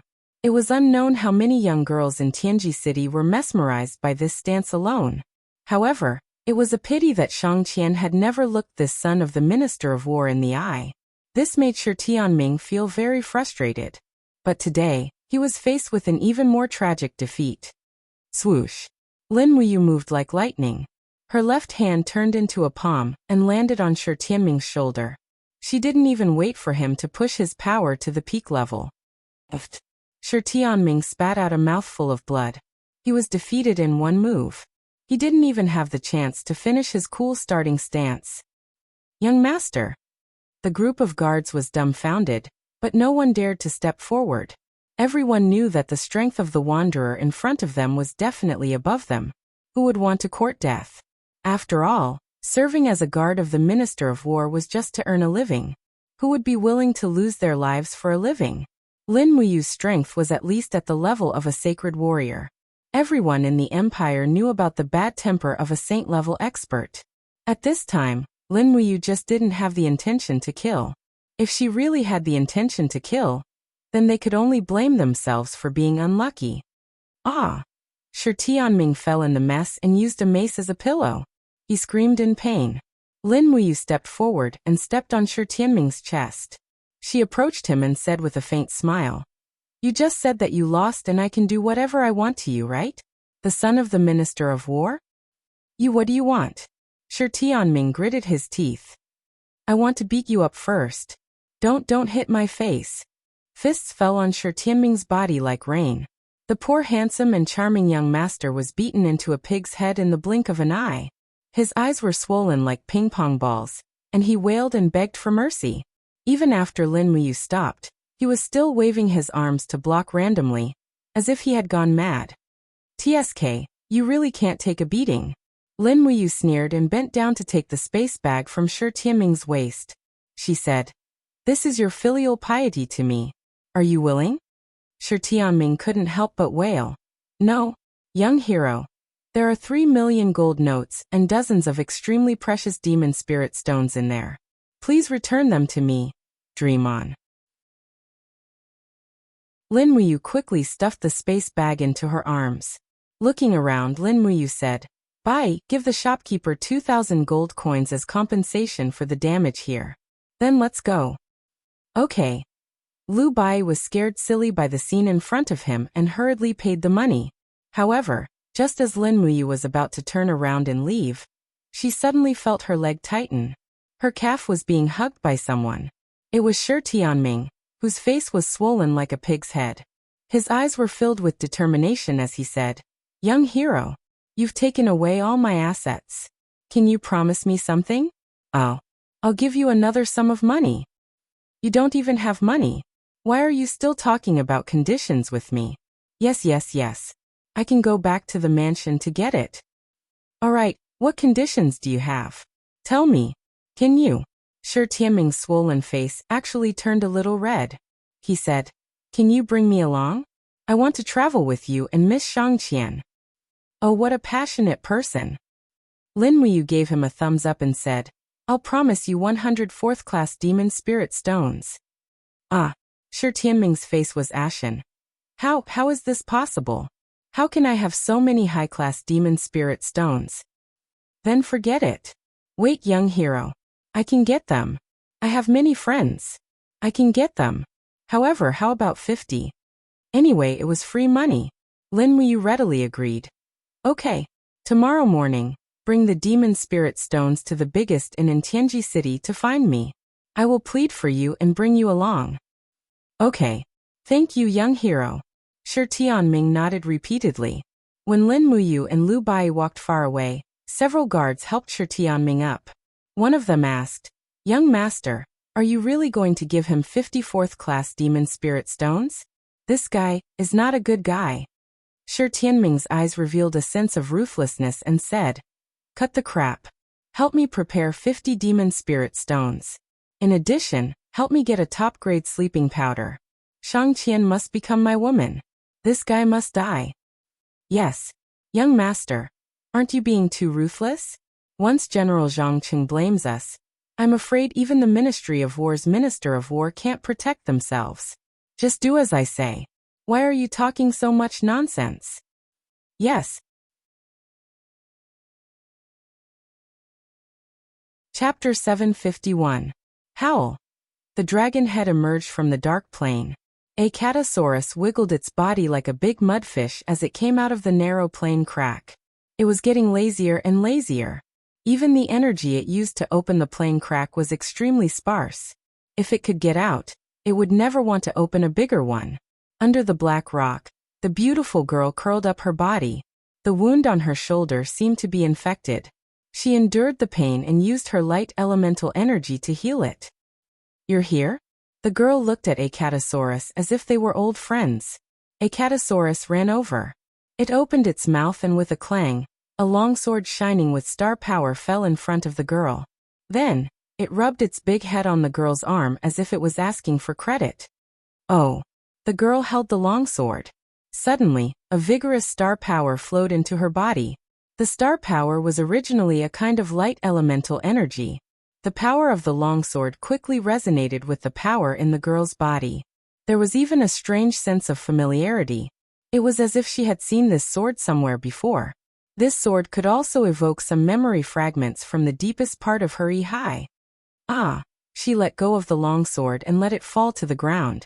She hugged her head in pain and moaned. She couldn't remember. She couldn't remember at all. That memory was very painful for her. Howl! Acatosaurus blinked its big eyes and quietly watched over her. After a while, the girl held the longsword again. She exerted force in her arm, and a celestial dragon crystal appeared around the longsword. She smiled and said, "This is a good sword. Is this for me?" Acatosaurus nodded repeatedly and wagged its tail happily. "Thank you." The girl smiled and said, "It's a pity that the banished land is barren. I don't have anything delicious to entertain you." Howl! Acatosaurus wasn't angry. Instead, it opened the alternate plane crack and came out with a prey in its mouth. It was a wild boar. The girl was overjoyed. A wild boar was such a delicious thing. In the banished land, perhaps even the king didn't enjoy it like this. She immediately cut off a large piece of boar meat washed it and cooked it. Acatosaurus wagged its tail and guarded the side like a big dog. The meat in the iron pot slowly began to boil, and the aroma of the meat permeated the air. The girl didn't stay idle. She cut Eric's cloak with her astral sword, turning it into an exquisite cloak that was level with her buttocks. She draped the cloak over her back, and it seemed to be able to withstand the cold. The nights in the banished land were too cold. She carefully put away the remaining cloak fabric. In the banished land, this material was like a treasure that could cause hunters to kill each other and fight over it. Finally, the meat soup was ready. The girl scooped a bowl and put it aside. She called out to Acatosaurus, "You want to eat too?" Acatosaurus usually ate raw meat. Now that there was a big bowl of fragrant cooked meat in front of it, it naturally wouldn't let it go. It immediately shook its head and ate heartily. The girl also scooped a bowl of meat and ate it in small bites. She looked at Acatosaurus as she ate, and a trace of helplessness flashed in her eyes. "Don't come here anymore. Eric is dead, and there will be a new king to avenge him and snatch his territory. I'm no longer safe here. That's it. Do you understand?" Acatosaurus swallowed the meat while wagging its long tail, which flickered on the rock wall. It didn't seem to understand what she was saying. The girl sighed, "Fine. If you really want to die here with me, then let's die together. However, it won't be that easy for the king to kill me." Her beautiful eyes, which were like the moon, revealed a trace of killing intent. A trace of killing intent that didn't match her appearance and temperament at all. Hiss hiss. The rice river in early spring was filled with the fragrance of the river water, and the spring rain kept on falling. The Empire's largest vast sea dock stood here. It was also a dock directly managed by the Empire's Ministry of Works. Over half of the Empire's Navy's warships were produced here. It was said that the vast sea dock had the Empire's top shipbuilders and design masters. The horses' hooves stepped on the muddy ground as they walked on the square of the dock. Feng Jixing wore a golden duke's cloak, and the aura around him was dense, isolating him from the spring rain. Zhang Wei, Chen Xiaoli, Luo Yu, and the other generals behind him didn't have such cultivation. All of them were drenched. "Your Highness, Prince Xian." The person who wore robes and armor was none other than one of the Empire's 5 marquises, the Navy's commander, Beilitsang. After so many years, Beilitsang seemed to have aged even more. Right now, he could be said to be a veteran general. He said with great respect, "It's very difficult to build a ship. We've tried many methods, but we're still unable to solve the problem of the ship's sturdiness and bearing capacity." Feng Jixing said, "Have you asked Xiling about these problems?" "I have. Lord Qin has drawn up new blueprints for us, but our craftsmen aren't able to understand them. I'm afraid we'll have to ask Lord Qin to personally make a trip back to Lanyan City." "Got it." Feng Jixing turned and said, "Chen Xiaoli, personally lead 1,000 men and head to the heaven-connecting province. Xie Xiling, return to the imperial capital. Tell him directly that this is my order." "Yes, Your Highness." Chen Xiaoli nodded. Feng Jixing looked at the many ship prototypes in the canopy in the distance and said, "Marquis Songhai, the powerful enemies won't wait until we've made all the preparations before they take action. They might kill their way through the Eastern Sea at any moment and step into the Empire's territory. Please supervise the work strictly, and there mustn't be any carelessness. This batch of warships will determine the Empire's future. Do you understand?" "Yes, Your Highness." Beilitsang cupped his fists. He hesitated for a moment, wanting to say something but holding himself back. "What's the matter now?" Beilitsang said, "It's still a matter of funds. The shipbuilding fees allocated by the National Treasury to the Songhai shipyard have been embezzled. When it comes to me, it's not even half of what was promised." "They even dare to embezzle this kind of money?" Feng Jixing raised his eyebrows and asked, "Who is it?" Beilitsang let out a bitter laugh. "Corruption has been prevalent for a long time. Your Highness, Prince Xian, should also know who it is. From the Ministry of Revenue to the Provincial Treasury, how many officials haven't been tainted with this amount of golden ling coins? But if Your Highness were to deal with them, I'm afraid no one will gather this amount of gold to build warships in the Empire. A bunch of scoundrels." Feng Jixing punched the air furiously. and the wind from his fist exploded in the air along with the drizzle. It was very loud. He gritted his teeth and said, Wei Chou is still leading the Longdan army camp to fight the devil race at the heaven-connecting gorge. Yu has personally gone to the celestial pole continent to scout out the situation. Duke Wei and King Qin are already in such a state. To think that these imperial capital officials still dare to take Lanyan City's Jinxian coins. They're simply asking for death.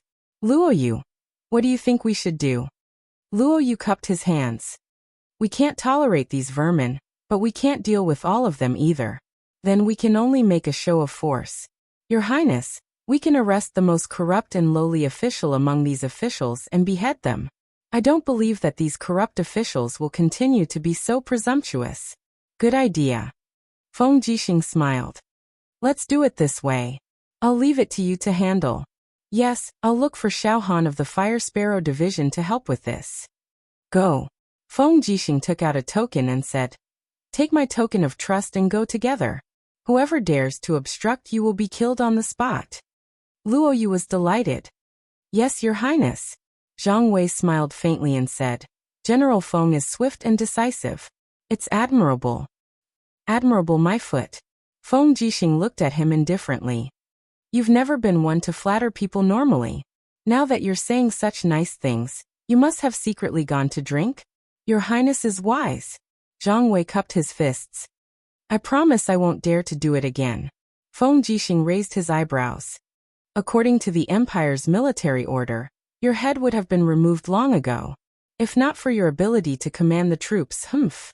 As he said this, Feng Jixing urged his horse forward and patted Zhang Wei's shoulder. He said meaningfully, Zhang Wei, be careful. Our future enemies are much stronger than us. Even people like you and Princess Xi are nervous. The future of the Empire rests on the shoulders of us soldiers. Drink less and practice more of the Imperial Army and Lingnan Army's battle tactics. Do you understand? Zhang Wei took a deep breath. I understand. Don't worry, Commander.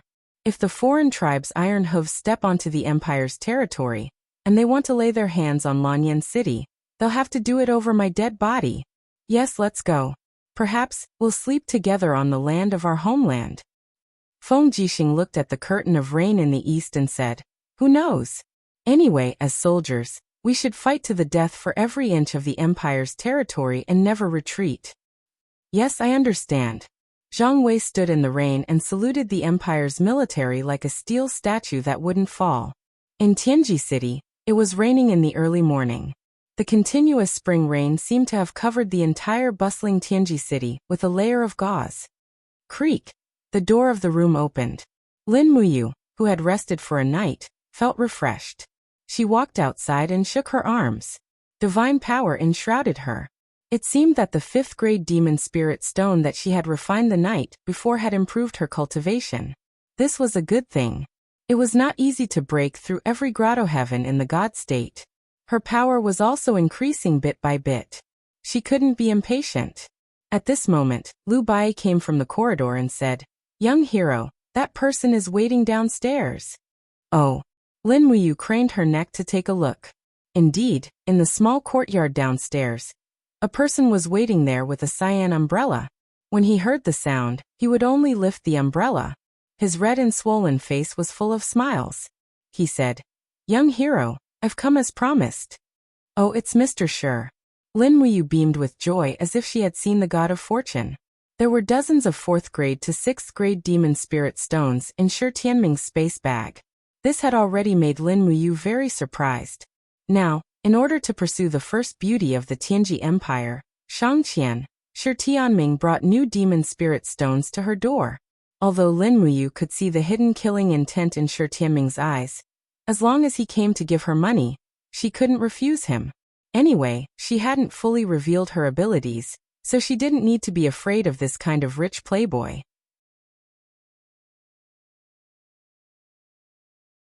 Chapter 752. Here, this is a gift for you. Shi Tianming held a cloth bag embroidered with patterns in his hand. It looked very exquisite, but it seemed that the cloth craftsmanship of the celestial pole continent was far inferior to that of the shattered cauldron world. Even the materials used by people of Shi Tianming status were considered very rough in Lanyan City, not to mention the famous silk and cloud brocade of Lanyan City. Compared to those, the bag in Shi Tianming's hand was simply unpresentable. However, this bag contained 54th grade demon spirit stones, so Lin Muyu didn't mind the shabby bag at all. Just like Lin Muyu's original intention, since she had come to the celestial pole continent, she couldn't go back empty-handed. At least, she had to bring a batch of demon spirit stones back to the empire to improve the cultivation of Tang Xiaoxi, Chu Yao, Ouyingyan, Feng Jixing, Wei Chou, and the others. In this way, they might have the power to fight in the future. Lin Muyu took the bag and cleared it. She had a look of praise on her face. Mr. Shi, you are a man of your word and you are resolute in your actions. You are indeed a disciple of a prominent family in Tianji City. I admire you. Shi Tianming was so proud of himself in front of his subordinates that he almost burst out laughing. Lin Muyu looked at the at least 30 guards behind him and said, "Are you sure you want to take so many people with you on your trip? I'm afraid Miss Shangqian will be unhappy with such a big show." Shi Tianming was stunned. Then those people? Just you alone will do. Lin Muyu guided him patiently. If you want to win the heart of an excellent woman, you have to remember one thing. For her, you have to do things that others can't do. As the son of the Minister of War, young Master Shi is willing to take risks alone for Miss Shangqian, travel to a barren land, and disregard life and death. You see, even I feel touched when I hear such words, let alone Miss Shangqian. Shi Tianming bit his lips and pondered for a moment before he said, "All right then, I'll go alone." Haha, that's right. A golden light flashed in Lin Muyu's eyes. He had already seen through Shi Tianming's killing intent. This made him somewhat surprised. Doesn't Shi Tianming want to take revenge on me? Perhaps the power of love was great. In order to obtain Shangqian's heart, Shi Tianming might be willing to disregard the past and pursue the beauty wholeheartedly. Who knows? The ability to see through the hearts of others was called divine strategy. According to Ouyingyan, when a god king broke through to the 40th heavenly abode, the higher his cultivation and mental state, the higher the chance of obtaining the divine strategy ability. However, this ability was too strange. It could see through the hearts of others, so people usually kept a respectful distance from gods who possessed the divine strategy ability. After all, no one wanted their hearts to be seen through. At this moment, the sound of hooves could be heard from outside the post house. Not long after, the door opened and a group of people riding on fine horses entered the courtyard. Among them, 2 were dressed in young women's attire and held umbrellas. The other 3 were only draped in straw raincoats and didn't hold umbrellas. However, one of them had already released his gang qi to resist the invasion of the rain. It was obvious that his cultivation was extraordinary. "Young hero, are you ready?" Si Kongyao put down her umbrella. Her rosy cheeks looked very cute. "Yes, we are ready." Lin Muyu was pleased, but her gaze also landed on the 3 accompanying men. One of them was Chun Hang, the head guard of Shang clan. She knew him, but she had never seen the other 2 young men in their 20s. She asked in shock, "These 2 young masters are?" "Oh, I forgot to introduce you." Si Kongyao giggled and pointed to the first young man on her right. "This is young Master Zhuang Xiaoyu, the son of great Minister Zhuang Xian. He and I have known each other since young. He is a good playmate. Moreover, Xiaoyu's cultivation is very high. If he follows us, he will be able to deal with the dangers along the way. After all, we might encounter many dangers along the way." Lin Muyu nodded in greeting. Zhuang Xiaoyu squinted his eyes and examined Lin Muyu carefully. Then he raised his head and said, "Young hero, you are the very powerful person Yao mentioned, right?" Probably. It could be seen that Zhuang Xiaoyu was a very arrogant person. Lin Muyu could only smile awkwardly. There would probably be all sorts of troubles along the way. However, this Zhuang Xiaoyu was indeed powerful. At such a young age, he could already pulsate 29 layers of god force waves. This was a powerhouse that was close to the level of a god king. Si Kongyao then pointed at another young man and said with a smile, "This one and this one's reputation is even greater." "Oh." Lin Muyu listened attentively. Zhuang Xiaoyu sneered. "Young hero, Have you not even seen the legendary #1 expert of Tianji City's royal family? Or, have you not even heard of him? Aren't you a little too ignorant and ill-informed? Si Kongyao saw that Lin Muyu was embarrassed and actually felt sorry for her. She pouted and said, Xiaoyu, stop talking. Young hero, this is young Prince Bai Mingjie, the son of the Luo King, Bai Mingji. His Highness the Luo King visited the Celestial Altar Sect's headquarters last night and informed grandfather of this matter. Therefore, young Prince Bai Mingjie will be traveling with us. Lin Muyu nodded. Bai Mingjie wasn't as arrogant as Zhuang Xiaoyu. He smiled at Lin Muyu and nodded. We will travel together in the future. Please take care of me. Take care of each other. Lin Muyu didn't want to be rude. After all, Bai Mingjie was a member of the royal family. If there was a war in the future, he might be useful. All right. He smiled. I need to bring one more person with me. Oh. Si Kongyao smiled and asked. Lin Muyu pointed to Shi Tianming beside her and said, That's him. Oh. Si Kongyao giggled. Soon she was shaking with laughter, but she didn't say what she was laughing about. After all, it was too rude. Zhuang Xiaoyu raised his eyebrows and said, Yo, isn't this young master sure of the Ministry of War? What's wrong with your face? Shi Tianming said awkwardly. I hit a wall. No need to explain. The corner of Zhuang Xiaoyu's mouth curled up. We will choose the most dangerous forest of no return for this trip. Young Prince Bai Mingjie and I will naturally protect Miss Shangqian. Yao's strength is enough to protect herself. As for you, with young Master Shi's cultivation level, you don't seem to be able to travel with us, do you? Forest of no return. Shock flashed across Shi Tianming's face. This, is the forest of no return very scary? Lin Muyu asked. The forest of no return is forbidden. That's right. Zhuang Xiaoyu's handsome face was full of pride as he said. Demon spirits run amok in the forest of no return. It is said that a demon emperor-level demon spirit once appeared there. It has been listed as a forbidden area of the three empires since thousands of years ago. However, it is only a forbidden area for the weak. For the strong, the forest of no return is just a hunting paradise. How can it be called a forbidden area? I see. Lin Muyu looked at Shi Tianming, who was scared silly, and asked, Young Master Shi, do you still want to go? I want to go. Shi Tianming had already given the 50 demon spirit stones to Lin Muyu. Seeing how black-hearted this guy was, he definitely wouldn't be able to get them back. In order to buy these demon spirit stones, he had spent many years of savings and all kinds of connections. It would be a pity if he didn't go. Besides, although his cultivation was low, he was at least one of the candidates for the sacred warrior of the imperial capital. Even if he couldn't compare to Zhuang Xiaoyu and Bai Mingjie, no matter how strong the opponent was, he would at least be able to fight. Thus, Shi Tianming looked at Lin Muyu with watery eyes and asked, Young hero, if I encounter danger, will you save me? Depends on the situation. Lin Muyu touched her nose and said, Commoner, get on the horse. Let's get ready to go. Okay. Lu Bai turned over and mounted the horse. Shi Tianming glanced at their horses and said, Young hero, your mount is so thin and weak. It won't be able to go far. Perhaps it will die of exhaustion before we reach the Celestial Empire. Someone bring 2 horses over. 2 attendants brought the horses over. They were indeed very majestic. Zhuang Xiaoyu couldn't help but sneer. In order to please someone stronger than you, in order to seek protection, young Master Shi is really going all out. You even gave away horses that are worth thousands of gold just like that. I really admire you. Young Master Zhuang flatters me. Shi Tianming's father and Zhuang Xiaoyu's father didn't get along very well in the imperial court. The 2 families almost became mortal enemies. Naturally, they would speak tit for tat. Lin Muyu turned over and mounted the horse.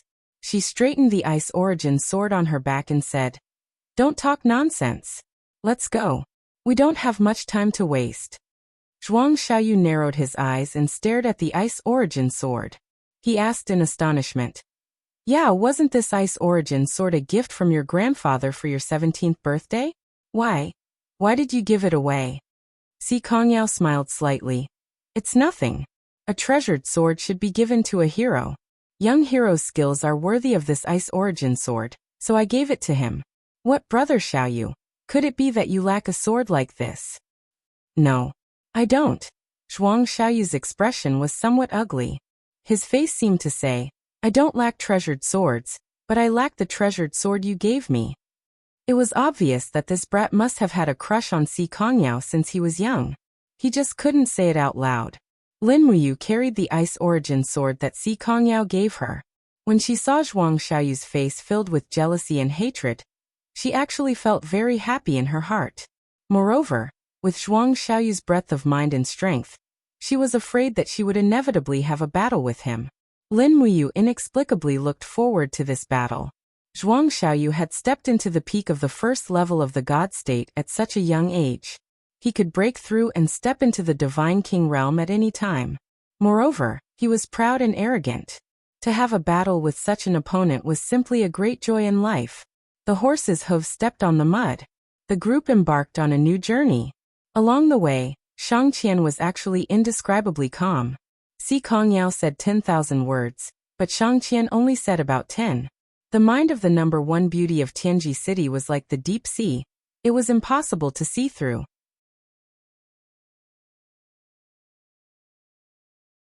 Chapter 753. After leaving Tianji City, they walked eastward for 3 days and finally arrived outside a lush forest. On the edge of the forest, there was a huge stone tablet engraved with the words, Forest of No Return Forbidden Area.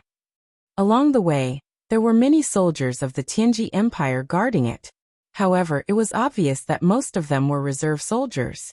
Many of them were not even fully equipped with military uniforms. Zhuang Xiaoyu rode his horse at the front, looking for a path to enter the Forest of No Return. Although it was a forbidden area, there were still some bold hunters who went in to hunt occasionally. For them, there was no place that was forbidden for them to survive and raise their families. Therefore, there must be a path in the forest that was opened up by the hunters. The 8 of them were riding horses, so it was obvious that there must be a path to walk in the mountains. The spring rain had just ended, and the forest was green. Among the green, there were white flowers in full bloom, which was very pleasing to the eye. Si Kongyao and Shang Qian also smiled. After all, they were women. Seeing such a beautiful scenery would naturally open their hearts and make them feel happy. In the distance, more than a dozen soldiers holding spears were walking on the muddy and withered leaves. Their faces were green and yellow, and it was obvious that they lacked nutrition. The Forest of No Return was located in a remote area, so these soldiers must not have had any good food. Zhuang Xiaoyu, Bai Mingjie, Si Kongyao, Shang Qian and the others were dressed in rich and noble clothes, so the group of soldiers did not dare to act rashly. The leading veteran raised his spear with trembling hands and said respectfully, Young masters, young mistresses, this is the Forest of No Return. It is listed as one of the forbidden areas by the Empire. No one is allowed to enter. Please don't make things difficult for us soldiers. Please take a detour. Zhuang Xiaoyu pointed to the depths of the forest and asked, Sergeant, what's in the forest? In the forest? The veteran looked gloomy and said, There is everything in this forest. Demonic beasts, demonic spirits, giant pythons, ferocious beasts, and so on. We who are on duty can only set up camp in the open space. Otherwise, we will be attacked. Just this month, 7 of our brothers from our garrison have died under the claws of the demonic spirits. The demon spirits are so arrogant that they dare to attack the Empire's army? Zhuang Xiaoyu was stunned. The old soldier replied, You may not know this, but every 1,000 soldiers in the army stationed in the Forest of No Return will have one paladin. The aura of a paladin is enough to intimidate ordinary demons, but our garrison has a total of 2,000 people, and most of them are new recruits. That's why the higher-ups didn't arrange for a paladin for us. The demons in the Forest of No Return are sentient, and they know that I'm easy to bully, so they keep attacking me. Sigh, I really don't know when the Empire will send the warriors of the Heaven's Dawn Dragon Riders to destroy these arrogant spiritual beasts. They will come. Zhuang Xiaoyu comforted the veteran and asked, Is there a way into the mountain here? Young master wants to enter the mountain? The old soldier was startled. Let me give you a word of advice. It's best not to enter the mountains. Nowadays, unless you're a dragon knight, you won't be able to return from the forest of no return. It's been so many years, and there are too many demons in the forest of no return who are about to ascend. They're very fierce. We're here to enter the mountain. Don't stop us, Zhuang Xiaoyu said lightly. The old soldier frowned, and the new soldiers behind him immediately raised their weapons and surrounded Zhuang Xiaoyu, Lin Muyu and Si Kongyao. No one is allowed to enter the forest of no return. This is the Empire's law. Do you want to defy the Empire's law? Zhuang Xiaoyu smiled faintly and fished out a golden token from his bosom. What if I have this? Everyone looked at it. The new soldiers didn't recognize it at all, but the old soldier narrowed his eyes and looked at the words on the token. He couldn't help but tremble. He threw away his spear and knelt in the mud. Your subordinate greets my lord. Young master. Young master must be the young master of the great minister, Zhuang Xiaoyu? It's good that you recognize Situ Jinling. Can we enter the mountain now? Zhuang Xiaoyu asked proudly. The old soldier frowned and nodded. Young master, if you want to enter the mountain, then let's go. It's said that young master Zhuang Xiaoyu is the strongest among the younger generation in the imperial capital. I think the demon spirits in the mountain can't do anything to you. However, I still advise you to be careful. The Lord of the Forest of No Return is a demon emperor. Once you attract the attention of the demon emperor, I'm afraid it won't be easy for you to escape. With that, the old soldier glanced at Si Kongyao and Shang Qian and said, What's more, you brought two such beautiful ladies. He was obviously saying that these two women were holding him back. Si Kongyao was immediately unhappy. She opened her palm and her ice-profound force whistled through the air, sweeping up all the fallen leaves in the surroundings. With a bang sound, it smashed into a large tree at the side. This nearly 20-meter-tall tree was actually cut in half at the middle and came crashing down. Why? Can't I enter the forest of no return? Si Kongyao asked with a smile. The old soldier was shocked and thought that this group of people was not simple. One of them was the #1 expert of the new generation in Tianji City, and the other was such a powerful young lady. The others who didn't make a move must not be simple either. Shang Qian smiled and said, All right, Yao, don't make things difficult for them. Take out the pass of the battle temple. Si Kongyao giggled and took out a piece of paper from her pocket. She shook it and said, Look carefully. This is the pass to enter the forest of no return, personally signed by Tianji Sect's sect master Si Kongming. Is that okay? The old soldier nodded repeatedly. Yes. The nearest path to enter the mountain is not far behind. I'll bring you there. Okay, thank you. The veteran led the group into the mountain. The road at the foot of the mountain was covered in mud. After being soaked in the spring rain for a few days, it had turned into a puddle of mud. Most of the garrison regiment soldiers were wearing tattered straw sandals. Many of their soles were even worn out and dripping with blood. Lin Muyu urged her horse to walk side by side with the old soldier. She asked softly, Sergeant Commander, logically speaking, the Empire's military strength is so strong. The important task of guarding the forest of no return shouldn't be carried out by the new recruits. Why is that? The old soldier sighed. Young master, you may not know this, but a month ago, the entire Tianji Empire issued an edict. All the major armies began to train and prepare for war. God knows what is going to happen. Everywhere is crazily capturing people to become new recruits. The elite troops of the 4 major armies have been sent to garrison somewhere. It looks like a war is going to happen, and it is going to be an unprecedented war. Oh, Lin Muyu nodded. Are they going to fight the Celestial Empire or the Blackstone Empire? That is His Majesty the Sacred Emperor's business. How can we soldiers know? We will fight whoever His Majesty wants us to fight. Zhuang Xiaoyu smiled slightly. Young hero, why are you asking about these military matters? Logically speaking, as a ranger, shouldn't you be asking about the Tianji sect and the Dragon Riders? Zhuang Xiaoyu was actually so vigilant. Lin Muyu smiled faintly. I'm just curious. If these new recruits fight against the demon spirits, they are simply going to die. It is too unbelievable. That's true. Zhuang Xiaoyu looked up at the sky and said, But His Majesty and the Marshal must have a reason for their decision. People like us should not speculate about it. Okay. Lin Muyu continued to remain silent.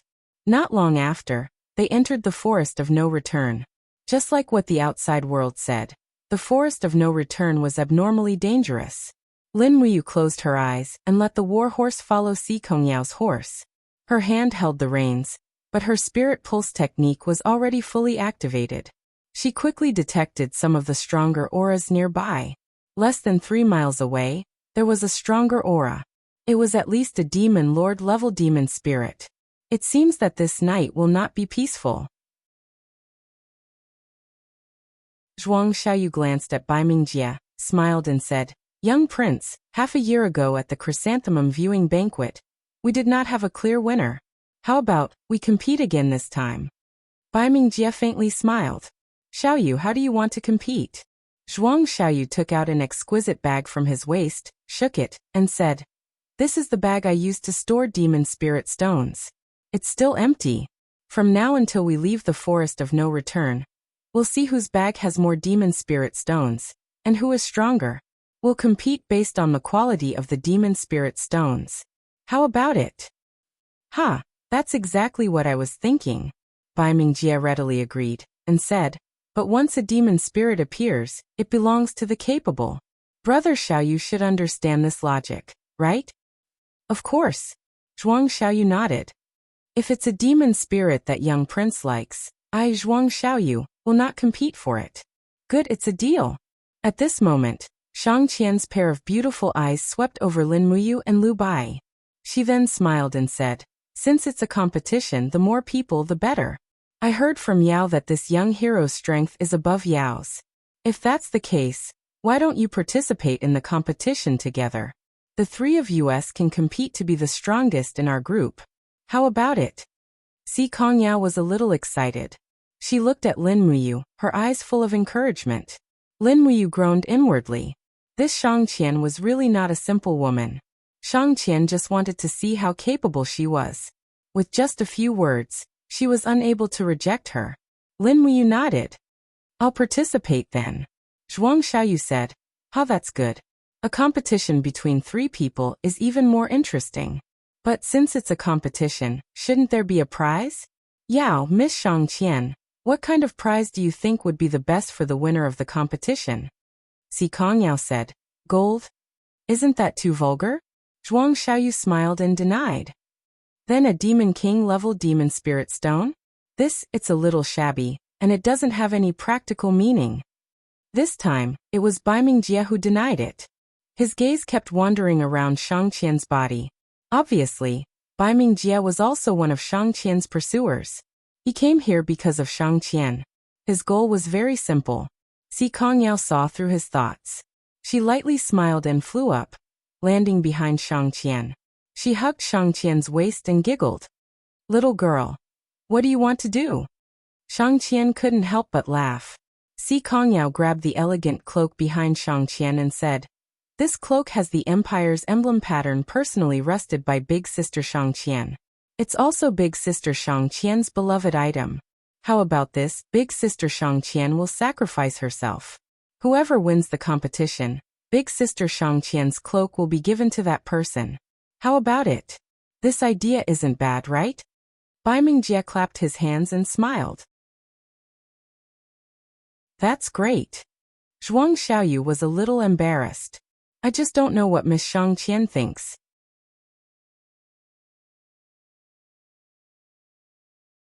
Chapter 754. Shang Qian's face turned red. How can I give you my personal clothes?" For the women of Tianji Empire, giving away personal clothes meant tacit acceptance of the other party's affection. This naturally had a deep meaning. Moreover, Si Kongyao had her own little plan. She hoped that Lin Muyu could win this robe. In this way, she could matchmake Lin Muyu and Shang Qian. Then she would be able to keep Lin Muyu in Tianji sect. However, Lin Muyu was holding the reins with both hands and looking forward. She allowed the dew on the branches to drip on her shoulders. She was as tranquil as water, as if there was no one else around.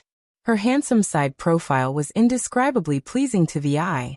Si Kongyao almost couldn't bear to move her eyes away when she saw him. She couldn't help but question her original intention. It seemed that this man was really good. Why did she have to give him to Shang Qian? However, Lin Muyu didn't seem to be interested in her at all. Was it because she had a flat chest? Si Kongyao lowered her head and looked at her chest. It was unfair. Why? Thinking of this, Si Kongyao couldn't help but pout. Her heart almost collapsed at this moment. As a result, the competition agreement was made. The final winner would be determined by the quality and quantity of the Demon Spirit Stones. 1 Demon Emperor level Demon Spirit Stone was equivalent to 3 Demon King level Demon Spirit Stones, and 1 Demon King level Demon Spirit Stone was equivalent to 3 Demon Venerable level Demon Spirit Stones. According to this calculation, the person with the highest points would get the robe that Shang Qian was wearing. Shang Qian didn't object, which meant that she had tacitly agreed to this agreement. The winner of this competition would be the person she had tacitly agreed to love. This was the dream of many playboys. Shi Tianming was silent at the side. His face was ashen. He wasn't qualified to participate in this kind of competition. Not to mention the Demon Spirit Stones, it would be difficult for him to fight against a Class 4 Demon Spirit. If he encountered a Demon Venerable, Demon King, or Demon Emperor level Demon Spirit, he would be instantly killed. This also meant that he was destined to get nothing. Young hero, Shi Tianming suddenly said in a low voice. What's the matter, young Master Shi? Lin Muyu asked with a smile. If you win, can you give the robe to me? Shi Tianming asked. Lin Muyu smiled meaningfully. But even if you get the robe, you won't be able to win Miss Shang Qian's heart. What's the use of that? Besides, she'll definitely be tired of this. Instead of that, it's better for you to remain calm throughout the journey and deal with everything calmly. Even if you're not strong enough, you can't let her look down on you. In this way, perhaps she'll look at you in a new light. After all, you're the son of the Minister of War. Isn't your status very high? Shi Tianming was suddenly enlightened. He had a respectful look on his face as he said, Young hero, you're indeed someone who's detached from worldly affairs. Your words have enlightened me. I get it now. I get it now. Young hero, you have a unique understanding of picking up girls. You're far better than those young masters from the prestigious clans in Tianji City. I'm very impressed. This, Shi Tianming's praise almost made Lin Muyu blush. Si Kongyao, who was beside her, also giggled. Lin Muyu's voice was neither loud nor soft. With Si Kongyao's cultivation, it was not difficult for her to hear it. Shang Qian's cultivation was also not bad. However, she still calmly spurred her horse forward, as if she hadn't heard it at all. In the blink of an eye, night fell. The night in the forest of no return became even more gloomy and terrifying. Lin Muyu and Lu Bai lit a torch and walked in front, looking for a suitable campsite. After all, although Zhuang Xiaoyu and Baiming Jie's cultivation was high, they might not be very good at camping in the wild. These new talents from prestigious clans almost grew up soaking in a medicine vat filled with demon spirit stones. They were a far cry from Lin Muyu, a god state expert who fought and killed her way up. Let's choose that place. Lin Muyu pointed to a triangular trough-shaped valley in front of them and said, Shall we camp here tonight? Zhuang Xiaoyu frowned and said, It's low-lying and humid here, and the field of vision is not wide enough. Why do we camp here? Lin Muyu smiled slightly and said, Because it's close to the water source. If it's only close to the stream, I'm afraid it's better on the top of the mountain. Zhuang Xiaoyu seemed to be very impatient and said, I think we'd better camp on the top of the mountain. It's dry and comfortable. Yao, Miss Shang Qian, let's go over there, shall we? Obviously, he was unwilling to accept Lin Muyu's arrangement. After all, as the son of the premier of the cabinet and the #1 new master in Tianji City, he was not willing to be manipulated by a nobody like Lin Muyu. Shang Qian said with a smile, There's no hurry. Let's listen to why you choose to camp here. Lin Muyu said, It's very simple. There are a lot of spirit beasts and wild beasts in the forest of no return. I think you can also feel their restless breaths. The reason I chose here is very simple. It's downwind, and our breaths will stop in the camp. If we choose the top of the mountain, where it's upwind, The wind will send our breaths to the wild beasts and demons, and they will naturally find us. Even if we are not afraid of demons, at least we need a good night's rest to recover our spirits for tomorrow's adventure. Zhuang Xiaoyu was dumbfounded and couldn't refute. Shang Qian couldn't help looking at Lin Muyu again, and said with a smile, "Young hero, you're really knowledgeable. Let's choose to camp here." Si Kongyao came to Lin Muyu with a smile, helped him lead the war horse, and whispered in his ear, "I didn't expect you to be so powerful." Powerful. Lin Muyu was silent. Those who have been in the wilderness for a long time or experienced hunters will understand this principle. Si Kongyao stuck out her tongue and said with a smile, "But some people who think they are extraordinary just don't understand this principle. They still think they're very powerful, hee. She was talking about Zhuang Xiaoyu. Although they grew up together, it seemed that Si Kongyao didn't approve of Zhuang Xiaoyu's arrogant attitude. Lin Muyu didn't say much and just went around to pick some dry firewood. Lu Bai started a fire and started cooking. Zhuang Xiaoyu, Bai Mingjie, Shang Qian, and the others were all children of famous families and didn't have much hands-on ability. Cooking could only be done by Lin Muyu and Lu Bai. Unknowingly, they had become the team's Spirit Fire division. However, it was all worth it. By interacting with these people, Lin Muyu could learn a lot of things that were hard to understand. At night, the 8 of them ate nearly 2 deer legs, venison soup, and the bread that they brought with them. It could be considered a very good meal.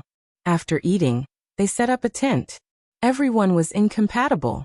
Si Kongyao and Shang Qian stayed in the same tent. Chen Hang and Zhuang Xiaoyu stayed outside, and Lin Muyu, Lu Bai, and Shi Tianming's tent were the outermost. Hiding in the tent, Lin Muyu circulated her qi for 1 cycle. She felt that the spiritual energy in her qi from refining the demon spirit stones a few days ago had completely transformed into her own energy. The assimilation period was over, so she took out another rank 5 demon spirit stone and started to refine it. In a short 2 hours she had completely absorbed it, and her qi felt full. Hua. Opening the tent, Lin Muyu floated up and landed on an old pine tree that protruded from the rock wall not far away. Her whole body was lying on top of the tree like an old man. Her aura was restrained, as if she had fused with the pine tree. The natural spiritual energy in the surroundings also gathered, helping her to assimilate the spiritual energy that had not yet been completely transformed and absorbed from the demon spirit stones. Using the 4th stage of the cultivating spirit art, 1000 tempering 100 refinement, Lin Muyu looked calm, but her qi was endlessly churning. The external spiritual energy was constantly being refined and absorbed into her own supreme divine power. Only by cultivating like this could she continuously strengthen her own strength. After an unknown amount of time, suddenly, an aura appeared on the side. She didn't need to think to know who it was. Si Kongyao was sitting on the tree trunk above Lin Muyu's head. The distance between the two was less than 10 centimeters. A faint fragrance of a young girl drilled into her nose. Lin Muyu couldn't help but faintly smile. "Eldest miss, why did you come out?" "I'm bored, can't sleep." Si Kongyao swung her pair of slender and perfectly round snow-white legs and said, "Are you cultivating?" "Yes." "That." Si Kongyao wanted to say something, but stopped. After a long time, she smiled and asked, "I don't know what your name is. I can't keep calling you young hero, right? One day you will know who I am. Eldest miss, please forgive me for keeping it a secret for now." "So mysterious." Si Kongyao pouted her small mouth and said, "Then I'll still call you young hero. Tell me, how about it? What do you want to say? Tell me what you think of elder sister Shang Qian." "Elder sister Shang Qian is indeed as beautiful as a fairy, isn't she?" "Hee, the title of the #1 beauty in the Tianji Empire is not for nothing. What do you think? Do you like her? If you like her, I can put in a good word for you." "There's no need." Lin Muyu rested her head on her arms and looked at the bright stars in the sky. After the rain, the sky was like a clear stream, and countless stars and gems hung upside down in the sky, making people yearn for it. He said faintly, "If we're not on the same path, why should we ask to go together? If we're not on the same path, why should we ask to go together?" Si Kongyao repeated his words, and actually felt a little happy in her heart. She smiled and said, "So you don't like elder sister Shang Qian?" "Yes." This time Lin Wuyu directly admitted it. That's fine. I won't force it." Si Kongyao actually felt relieved. "Young Miss Sikong, tell me about the three empires, please." Lin Wuyu's voice was calm. "I'm cultivating in the deep mountains, so I know nothing about these things. I want to know about the history of the celestial pole continent and the current situation." "About this, you've asked the right person." Si Kongyao smiled proudly. "Grandpa is the sect leader of the Tianji sect, and he is often summoned by His Majesty. I've also followed him to the palace many times, so I'm quite familiar with the three empires." "Yes, tell me." "About this, it's a long story." Si Kongyao kept her in suspense, and said with a smile, "Unless you tell me what your surname is, otherwise I won't tell you." "Is this a deal?" "Yes, sort of." "All right then." Lin Wuyu couldn't help but smile and said, "My surname is Lin." "Lin." Si Kongyao muttered. "What a rare surname."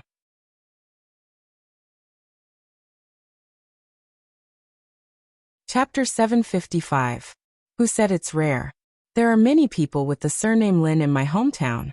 For example, Lin Yueru, Lin Fan, Lin Wuner, so many. Lin Wuyu argued, but suddenly felt that it was unnecessary. It was impossible for Si Kongyao to know these people. "Alright, so be it. Why are you so serious?" Si Kongyao giggled. "Do you still want to listen to the relationship between the three empires?" "Listen, tell me." "Okay." She sat up straight and pulled the front of her clothes to prevent her 34C from catching a cold. Then she said, "The three empires have each existed for more than 20,000 years. During these 20,000 years, there have been endless disputes and wars. Every 1,000 years, there will be a large-scale war between the gods. This is the era when the three empires are fully developed. I heard from the older generation that there used to be nearly 100 Saint Martial gods when the continent was at its most prosperous." Nearly 100 Saint Martial gods? Nearly 100 god emperor level experts? Yes. Si Kongyao tucked the hair in front of her chest and continued. "I heard from the old people that the celestial pole continent is a land that is protected by the god realm. Many people on the continent are practitioners who descended from the god realm. The emperor of the Tianji Empire used to be from the god realm, but for some reason, Di Lin came to the mortal world to cultivate and succeeded as the emperor of the Tianji Empire. According to the ancient records, a main god from the western god realm once came to the celestial pole continent. Her name was Shiyan, and she was a top god at the level of a seraph.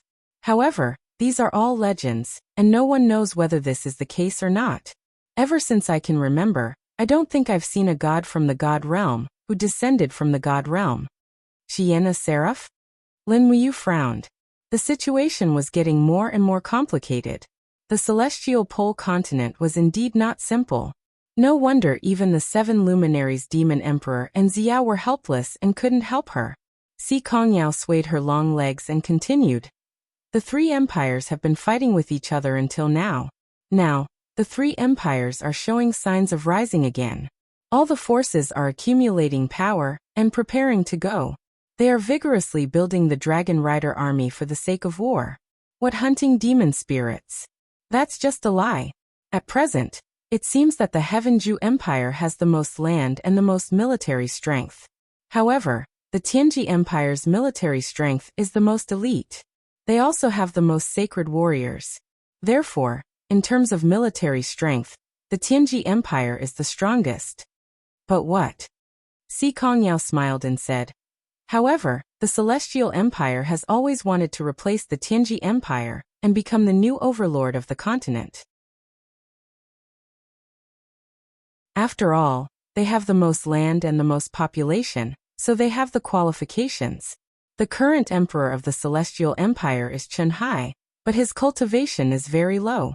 He is addicted to wine and women, and his body is very weak. I don't think he will live for many years. Chen Hai has two sons. The crown prince, Chen Qian, is similar to his father. He is also addicted to women, and does not have the will to improve. However, the second prince, Chen Yu, is different. He has many good friends and gathered a large group of people who are skilled in both the pen and the sword to serve him. Moreover, Yu holds more than half of the military power of the Celestial Empire. People say that once Hai dies, Yu will definitely kill his brother and usurp the throne. And once Yu ascends to the throne of the Celestial Empire, that day will be the day when the Celestial Empire and the Tianji Empire go to war. Yu hates the Tianji Empire. Lin Wuyu was puzzled. Yes. Si Kongyao nodded and smiled. In fact, it's very interesting. The most powerful sect in the Celestial Empire is the Celestial Extinction Sect, one of the 3 saint sects. The Celestial Extinction Sect has a saintess who was originally in love with Yu. But later, in order to maintain peace at the border, Hai decreed that the saintess be married to the emperor of the Tianji Empire, Baiming Yuan, who is 7,000 years old. Yu hates Baiming Yuan and his father. He will settle the score sooner or later, hee. It's so complicated. Lin Wuyu narrowed her eyes and said, in that case, the Celestial Empire and the Tianji Empire are most likely to go to war. Yes. Si Kongyao lightly smiled. But it's hard to say. The Darkstone Empire has always been concealing its strength and biding its time for many years, and it's nurtured many troops. Even though it has a small population and the smallest territory, the Darkstone Empire's emperor, Shi Yuan, has worked hard to rule the empire, and he wholeheartedly wants to revive the empire's once flourishing era and allow the Darkstone Empire to become the new master of the continent. Shi Yuan has trained over 100 dragon cavaliers, over 20,000 beast cavaliers, and an army of 500,000 foot soldiers with a tiny territory of 3 provinces. It's sufficient to show how great his ambition is. How is the relationship between the Blackstone Empire and the Tianji Empire and the Tianji Empire? Not really good. They all have their own ulterior motives. Once there's a chance, I think the Blackstone Empire will attack the capital of the other 2 empires at all costs and take over the entire Celestial Pole continent. Oh, Lin Wuyu asked tentatively with a smile. Miss, is the Celestial Pole continent the only continent under the sky? I don't know, but it seems that way so far. Si Kongyao smiled and said, why? Are you interested in the forces outside the 3 empires' territory? Tell me.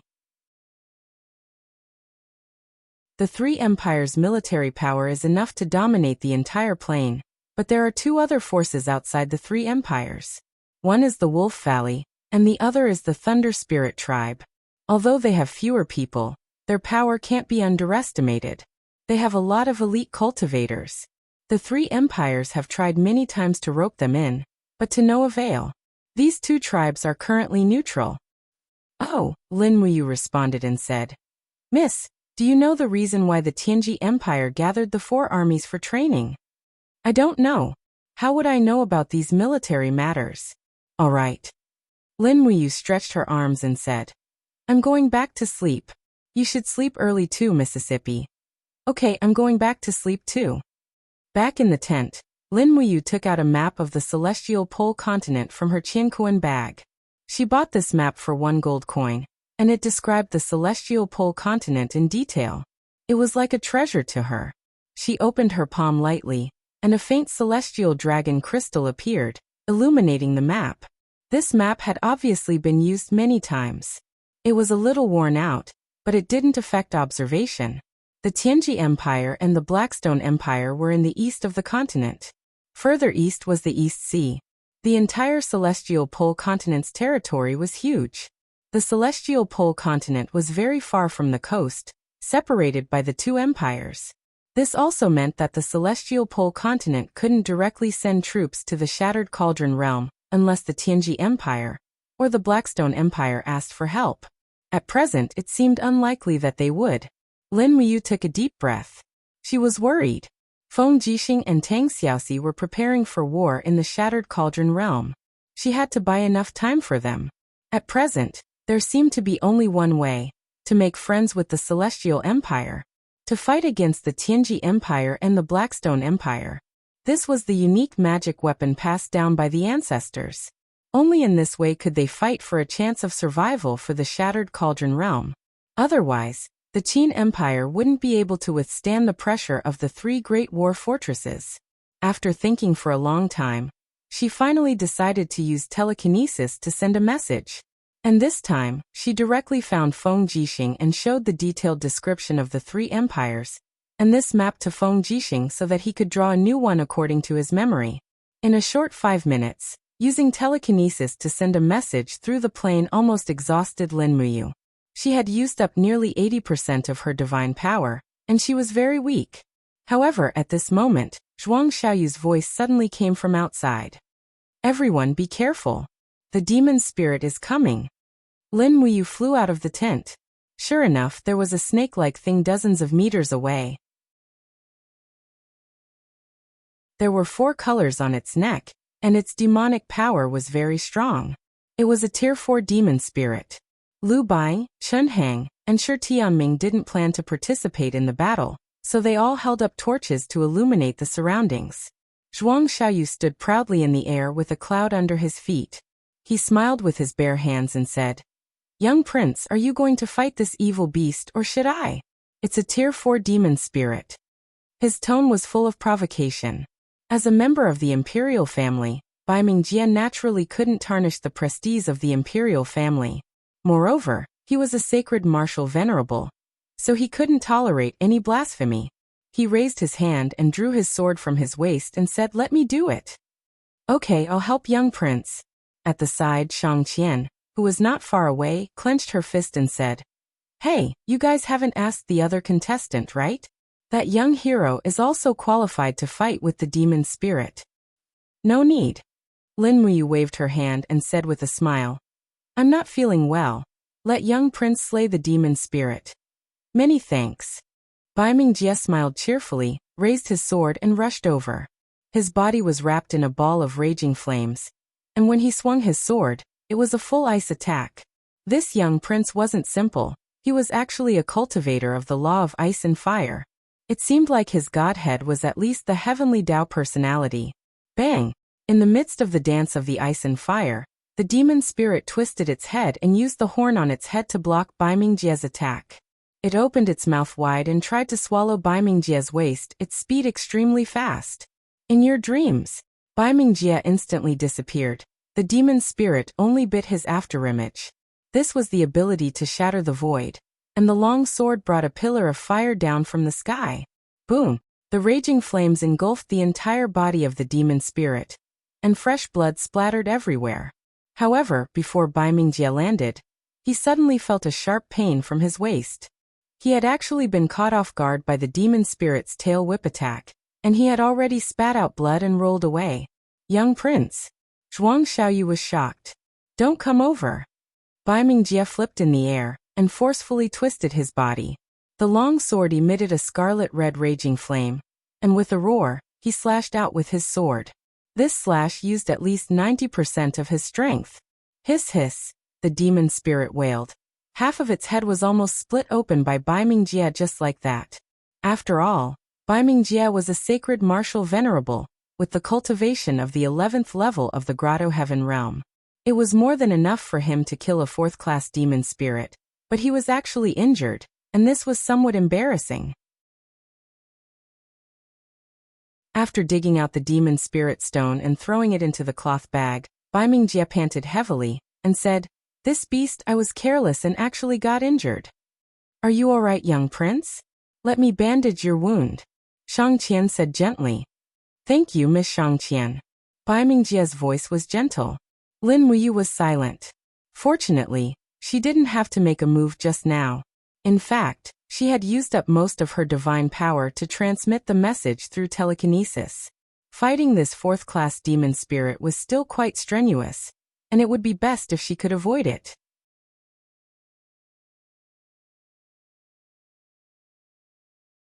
Chapter 756. Shang Qian skillfully bandaged Bai Mingjie's wounds in an instant. Bai Mingjie's face was slightly pale, and his breathing was chaotic. His injuries were clearly not as light as he imagined. "Are you all right, little prince?" Zhuang Xiaoyu asked. "I'm fine, it's just a mere rank 4 demon spirit." Bai Mingjie shook his head. "I was careless. If you encounter any more demon spirits in the next 2 days, leave them to me. Little prince can heal himself." "Okay." Chen Hang, the head guard of the Shang clan, stood there with his arms crossed. His gaze was calm, as if he was disdainful of the Dark North clan's young generation. Just as Bai Mingjie had said, a mere fourth-tier demon spirit's strength was only equivalent to the divine heaven realm. The reason why Bai Mingjie was injured was because he was not skilled enough and lacked battle experience. That was why he was injured in such a situation. Lin Muyu, on the other hand, did not say a word. She looked at the color of the sky and silently picked up some firewood, almost lighting up the campfire outside the campsite. "Young hero, you sleep," Si Kongyao happily said. "I'm used to staying up late. I'll keep watch today." "No, I'll do it." Lin Muyu shook her head. "I'm used to it. You guys sleep. Bai, you sleep too." "Okay." Lu Bai naturally could not see that Lin Muyu's divine power was empty. Si Kongyao, Shang Qian, Zhuang Xiaoyu and the rest also could not see it due to the Spirit Pulse Art's concealment ability, so they all returned to their tents to rest. The night sky was filled with stars, and strands of mist fell to form dew, nourishing the earth. Lin Muyu floated back to the trunk of the pine tree. She hugged the Ice Origin sword in her arms and closed her eyes. She could cultivate on her own while keeping watch. The god-binding chains and the 7 luminaries' celestial gourd glowed faintly as they absorbed the spiritual chi of heaven and earth in the surroundings to replenish their master's divine power. Furthermore, if Lin Muyu used the spirit pulse technique, she would be able to sense danger even though she was in a light sleep. Fortunately, aside from this 4th-grade demon spirit, there wasn't anyone else disturbing them that night. However, after dawn broke, Shang Qian and Si Kongyao had already woken up. They woke Lu Bai up and began to cook breakfast. The breakfast was very simple. The cooked meat that was not eaten last night was put into the soup and reheated. Then, each of them was given 2 pieces of bread from Tianji City. After eating, they set off. After all, the journey was long. If they were delayed, it would take them 1 or 2 years to return to Tianji Empire. The morning sun shone on the forest, reflecting a dazzling radiance. Si Kongyao squinted her beautiful eyes as she followed behind Lin Muyu. Everyone was leading their warhorses. The mountainous terrain was difficult to traverse, and it was impossible to continue riding. Warhorses were only useful on flat ground. "Oh no, there's no road ahead." Shi Tianming, who was walking at the front, suddenly complained. "I knew it. There are thorns in front of us. What should we do?" "It's just a bramble forest. What's there to be afraid of?" Bai Mingjie raised his eyebrows and said, "Just burn it." "Burn it?" Shi Tianming was dumbfounded. "Yes, burn it." Bai Mingjie floated forward. Although he was injured, it didn't affect his divine power. His palm was enshrouded in a very pure power of the law of fire. He suddenly raised his palm, and suddenly, it was as if there was a rain of fire in the sky. The bramble forest hundreds of meters in front of them were all burning in the raging flames. It was like a natural disaster. Lin Muyu frowned and said, "The wind is blowing towards the east, so the flames will definitely spread to the east. The east is a very dense forest. I'm afraid it will cause a mountain fire." "It's fine." Zhuang Xiaoyu laughed and took out a fan from his waist. It was a purple gold fan. It was flowing with light and had an extraordinary aura. It was obvious that it was much more valuable than Lu Bai's Heaven's Secrets fan. Zhuang Xiaoyu gently waved the fan, and the power of the law of wind enshrouded it. He smiled and said, "In this situation, we just need to change the direction of the wind." As he spoke, he shook the fan violently. Immediately, a whistling wind arose. Moreover, it was a gale that blew from all directions. It gathered all the flames in the bramble forest until the flames were extinguished. In this way, it would indeed not cause any more mountain fires. Wow, such a strong control of the law of wind. Shang Qian beamed with joy and sincerely praised. Zhuang Xiaoyu was naturally very pleased with himself. For him, the cultivators of the younger generation were all mediocre. There were not many who could reach his level of cultivation, and to be able to show off in front of the 2 goddesses he admired. This was naturally something that Zhuang Xiaoyu yearned for. Lu Bai and Shi Tianming also opened their mouths wide, marveling at Zhuang Xiaoyu and Bai Mingjie's ability to control their power. Only Lin Muyu lowered her head and didn't say anything. She held the reins and said, "Let's go. The fire has stopped so we can go. The road ahead is slightly flat, so we should be able to get on the horse. Si Kongyao nodded, but looked curiously at Lin Muyu. She smiled and asked in a small voice, "Young hero, what do you think of Brother Xiaoyu and the little prince's cultivation? They are people who can call the wind and summon the rain." "Not bad," Lin Muyu said in a low voice. "What do you mean by not bad?" Si Kongyao was astonished. Lin Muyu smiled and tried to lower her voice as much as possible. She said, "It's very simple. This forest is the Tianji Empire's forbidden area. It's the legendary forest of no return. It's said that there's a powerful demon spirit of the demon Varch level hibernating here. We should try our best to keep a low profile while we travel. It might not be a good thing to call the wind and summon the rain like this. Who can resist the demon Varch? What's more, we should be cautious when we are in danger and preserve our strength to deal with the danger that might come at any time." Si Kongyao seemed to be very satisfied with this answer. She nodded and said with a smile, "Yes, I totally agree. You are indeed different from the two of them." "How so?" Lin Muyu's interest was piqued. Si Kongyao hesitated for a moment and couldn't say anything. She pouted and said, "Anyway, we are different. Let's not talk about it anymore. They are already far away. Let's catch up." Yes. The mountain breeze was warm, the morning light was clear, and the air in the mountains was very fresh. Zhuang Xiaoyu, who was riding in front, couldn't help but laugh. "It's been a long time since I came out for a walk. This scenery really makes one sigh with emotion. When I was young, I wandered around here and listened to my master's teachings to be careful. Now that I'm back, I realize that the monsters here are nothing more than this. That demon Varch is just a legend that no one has seen before." Bai Mingjie nodded and smiled. Yes. Zhuang Xiaoyu opened his folding fan with a whoosh. He waved it elegantly and said, "Young Duke, I heard that young Duke is talented in poetry, and is known as the #1 among the new talents of the Dark North royal family. Why don't you recite a poem for such a beautiful scenery?" Bai Mingjie laughed lightly. In terms of literary talent and martial arts, Brother Xiaoyu is not inferior. I don't dare to take the lead. Brother Xiaoyu, why don't you recite a poem first? I will naturally follow. Since that's the case, I will show my incompetence. This poem is titled With the Wind. Zhuang Xiaoyu took a deep breath and lifted his head to look at the mountains and rivers in the distance. He casually wrote a 5-word poem. The cool breeze echoes, the steed passes the hill. Laughing about entering the realm of immortals, the clouds of the 9 heavens flying. Good. Shangqian clapped and laughed. Young Master Zhuang is really talented. Zhuang Xiaoyu was very proud and laughed. Young Duke, it's your turn. Bai Mingjie pondered for a moment and said, "The mountain gate appears on the peak of the clouds. The mist in the forest is cold and desolate. There is no place to seek immortals, only herb gatherers." Good. Zhuang Xiaoyu clapped and laughed. There is no place to seek immortals. Si Kongyao and Shangqian also laughed and cheered. At this moment, Zhuang Xiaoyu's gaze fell on Lin Muyu, who was silently hurrying along.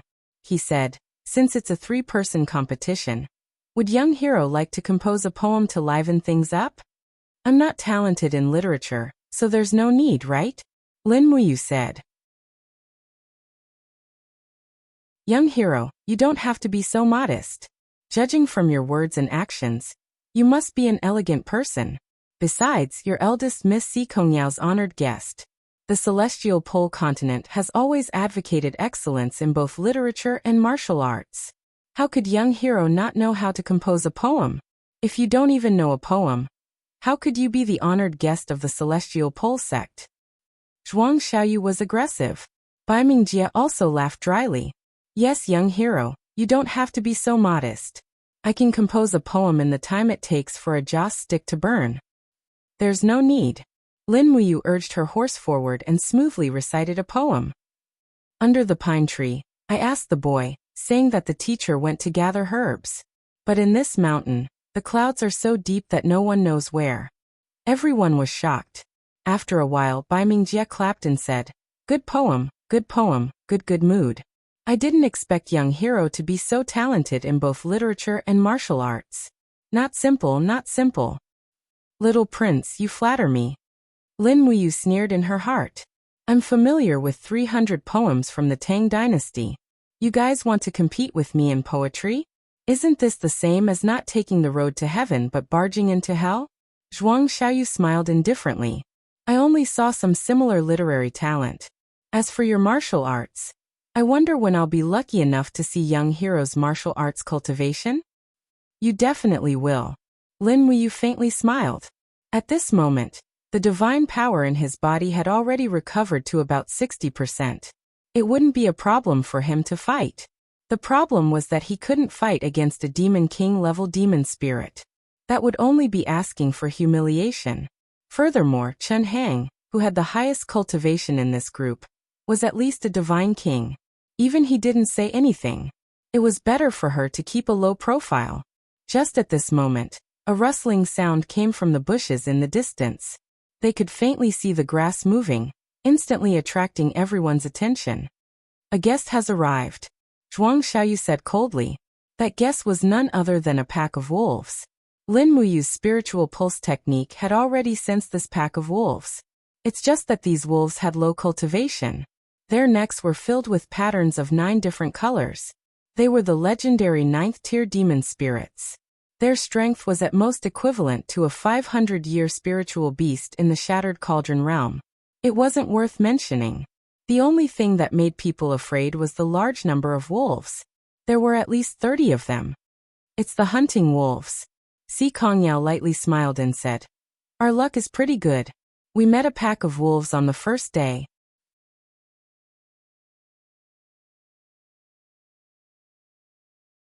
Chapter 757. Zhuang Xiaoyu held his purple gold fan and said with bright eyes, The young lord is injured. Leave this small character to me. Everyone please step back. At this moment, a dang sound was heard. It was Shi Tianming pulling out his longsword. Young Master Shi, what are you going to do? Shang Qian was stunned. Shi Tianming lightly smiled. Since we are traveling together, how can I not put in some effort? Shi Tianming knows that his strength is incomparable to everyone here. However, how about leaving this pack of hunting wolves to me? Oh, Zhuang Xiaoyu smiled. Since that's the case, I'll leave this pack of wolves to young Master Shi. Swish swish, streaks of gray scars rushed out. More than a dozen hunting wolves charged forward at the same time, launching an attack. Shi Tianming let out a low roar and leaped from his horse. King Do flames surged from both of his arms. He heavily slashed his sword down on the ground, causing the ground to split open. The raging flames sent a few hunting wolves flying as they howled miserably. With a paw sound, Shi Tianming waved his long sword. His entire body was like a golden bell plated with flames as he stood tall within the pack of hunting wolves. Wolf corpses flew out one after another. In the blink of an eye, more than 30 hunting wolves had all died under Shi Tianming's sword. When the flames dissipated, Shi Tianming's robes fluttered in the wind. There wasn't a single drop of blood on his body. Sure enough, a Holy King realm cultivator killing hunting wolves was as easy as chopping melons and vegetables. Young Master Shi, you're so skilled. Shang Qian cheered. Shi Tianming looked as if he had eaten honey. He stood there happily, completely dumbfounded. Be careful. Lin Muyu shouted. A cyan shadow descended from the sky and swept its sharp claws towards Shi Tianming's back. It was a huge hunting wolf. It's a hunting wolf king. Si Kongyao was shocked. A hound wolf king is different from an ordinary hound wolf. If a hound wolf wants to grow into a hound wolf king, it needs to cultivate for at least 5,000 years. Furthermore, the lowest rank of a hound wolf king is a 5th-ranked demon spirit. This hound wolf king's neck is densely covered with red, green, blue, white and black, 5 different colors. This already proves its strength. Clang. The moment Lin Muyu unsheathed her sword, she had already thrown it out. The Ice Origin sword was surrounded by the dragon flame spiral destruction. With a pu sound, it pierced through the Wolf King's head and came out through the brain. However, there was no blood on the blade. The entire process was actually powered by the fire god power. Boom! The Wolf King's corpse fell to the ground. Shi Tianming turned around and saw it in a daze. He was scared out of his wits and hurriedly said, That was close. Thank you, young hero, for saving my life. Lin Muyu opened her palm.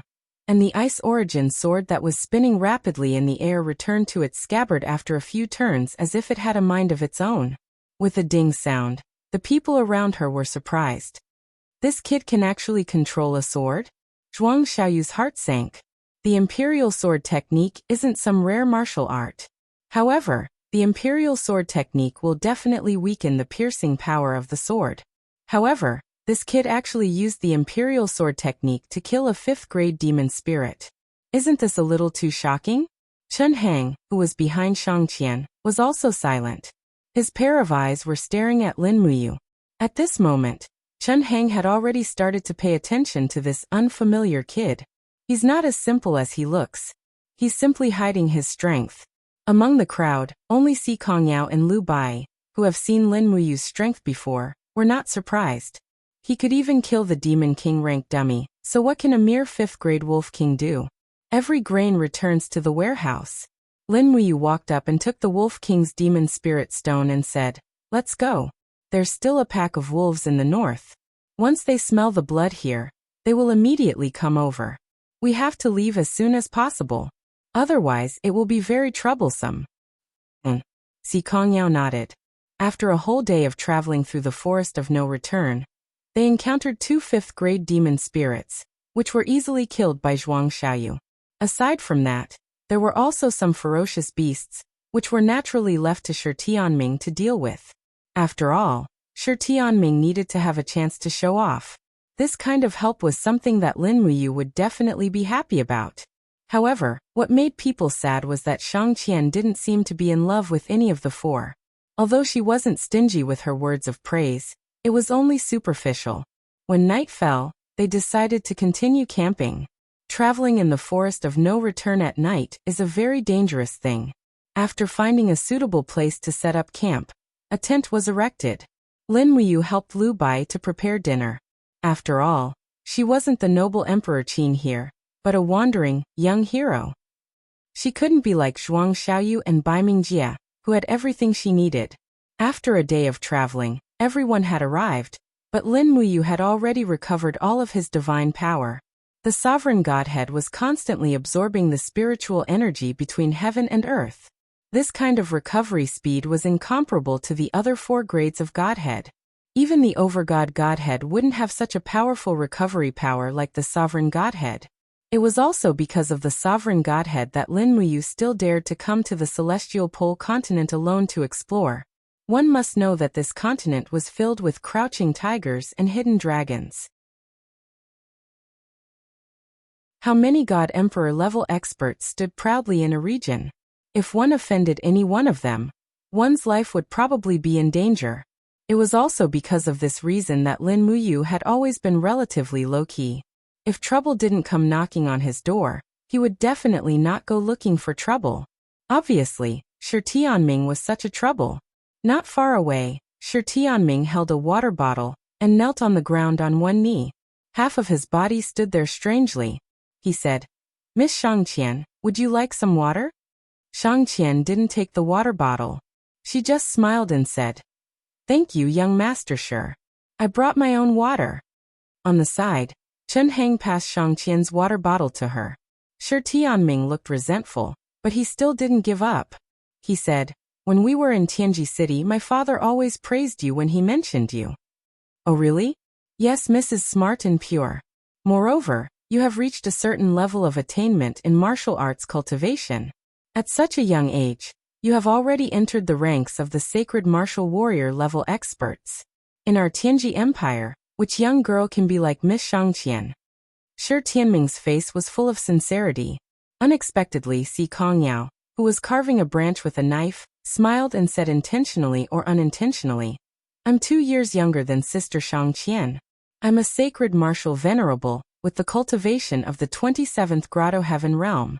Is there a problem?" Shang Qian chuckled. Shi Tianming was rebuffed, but he couldn't blame Si Kongyao. After all, Si Kongyao's beauty was not inferior to Shang Qian's at all. It was just that her background was too powerful. She was the beloved daughter of the continent's #1 expert, Si Kongming. She had extraordinary talent, and was already one of the strongest sacred martial venerables in the empire at such a young age. Who dared to pursue her? It was also because she was too outstanding that Si Kongyao seemed to be alone. Although she was proud and arrogant, and didn't want to marry these ordinary people in the celestial greatness continent, it was a girl's nature to enjoy the feeling of being pursued. In particular, outstanding girls needed to be protected and pursued even more. In the end, no one was pursuing Si Kongyao now, which made her feel very lonely in the bottom of her heart. Thinking of this, Si Kongyao glanced at Lin Muyu beside her. However, Lin Muyu scooped a spoonful of soup and tasted it. She frowned and said, "It's salty. Lini, do we not need to pay for our salt? You wastrel." Lu Bai grinned and said, "How can I completely control the amount of salt in such a big pot? You're awesome. If you're not convinced, you can cook it for me." "No, I'm convinced." Lin Muyu put her arm around Lu Bai's shoulder and said with a smile, "Don't be so stingy. I just said a few words, and you're already challenging me. You're too fragile. How can you cultivate to the level of a sacred martial warrior, with such a state of mind?" Lu Bai touched his nose with a resentful expression. Si Kongyao couldn't help but chuckle. It seemed that it was impossible for this guy to pursue her. In fact, Si Kongyao felt that even if she chased after him, this guy might not buy it. This crazy handsome man was simply unfathomable. When she thought of this, Si Kongyao could only sigh. She really had a hard life as a beauty. After dinner, Zhuang Xiaoyu and Baiming Jie went to the mountain ridge to compare martial arts. As for Lin Muyu, she found a tree nearby and sat on the trunk to receive the starlight. She practiced the spirit refinement art and the art of stars at the same time. The art of stars was the most difficult martial arts to practice. Even with Lin Muyu's talent, she only reached the 7th layer after 10 years of practice.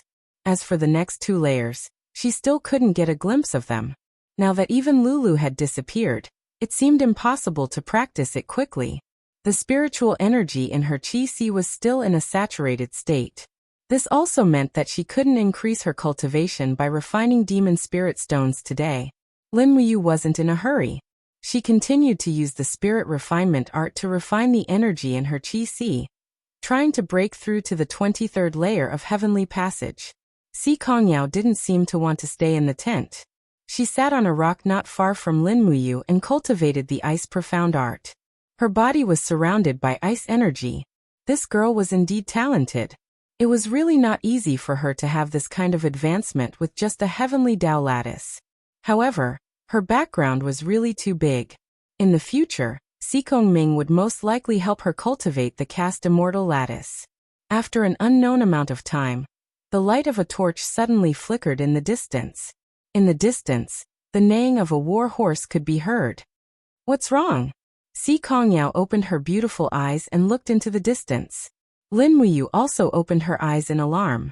On the hillside, Zhuang Xiaoyu and Baiming Jie, who were sitting on the ground, stood up at the same time and looked in the direction of the approaching people. There were a total of 3 torches, 3 people, and 3 horses. They were all male. They were wearing shabby armor and dressed like mercenaries. "Who are you? Don't come near." Zhuang Xiaoyu's voice was extremely penetrating, like a divine oracle. In the light of the torches, a middle-aged mercenary with a mustache said respectfully, "Young master, we were attacked by a pack of hunting wolves and lost 5 of our companions. Now we have wandered here.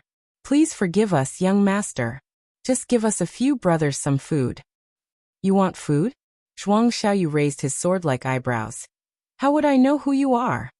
Get lost immediately. Otherwise I will kill you."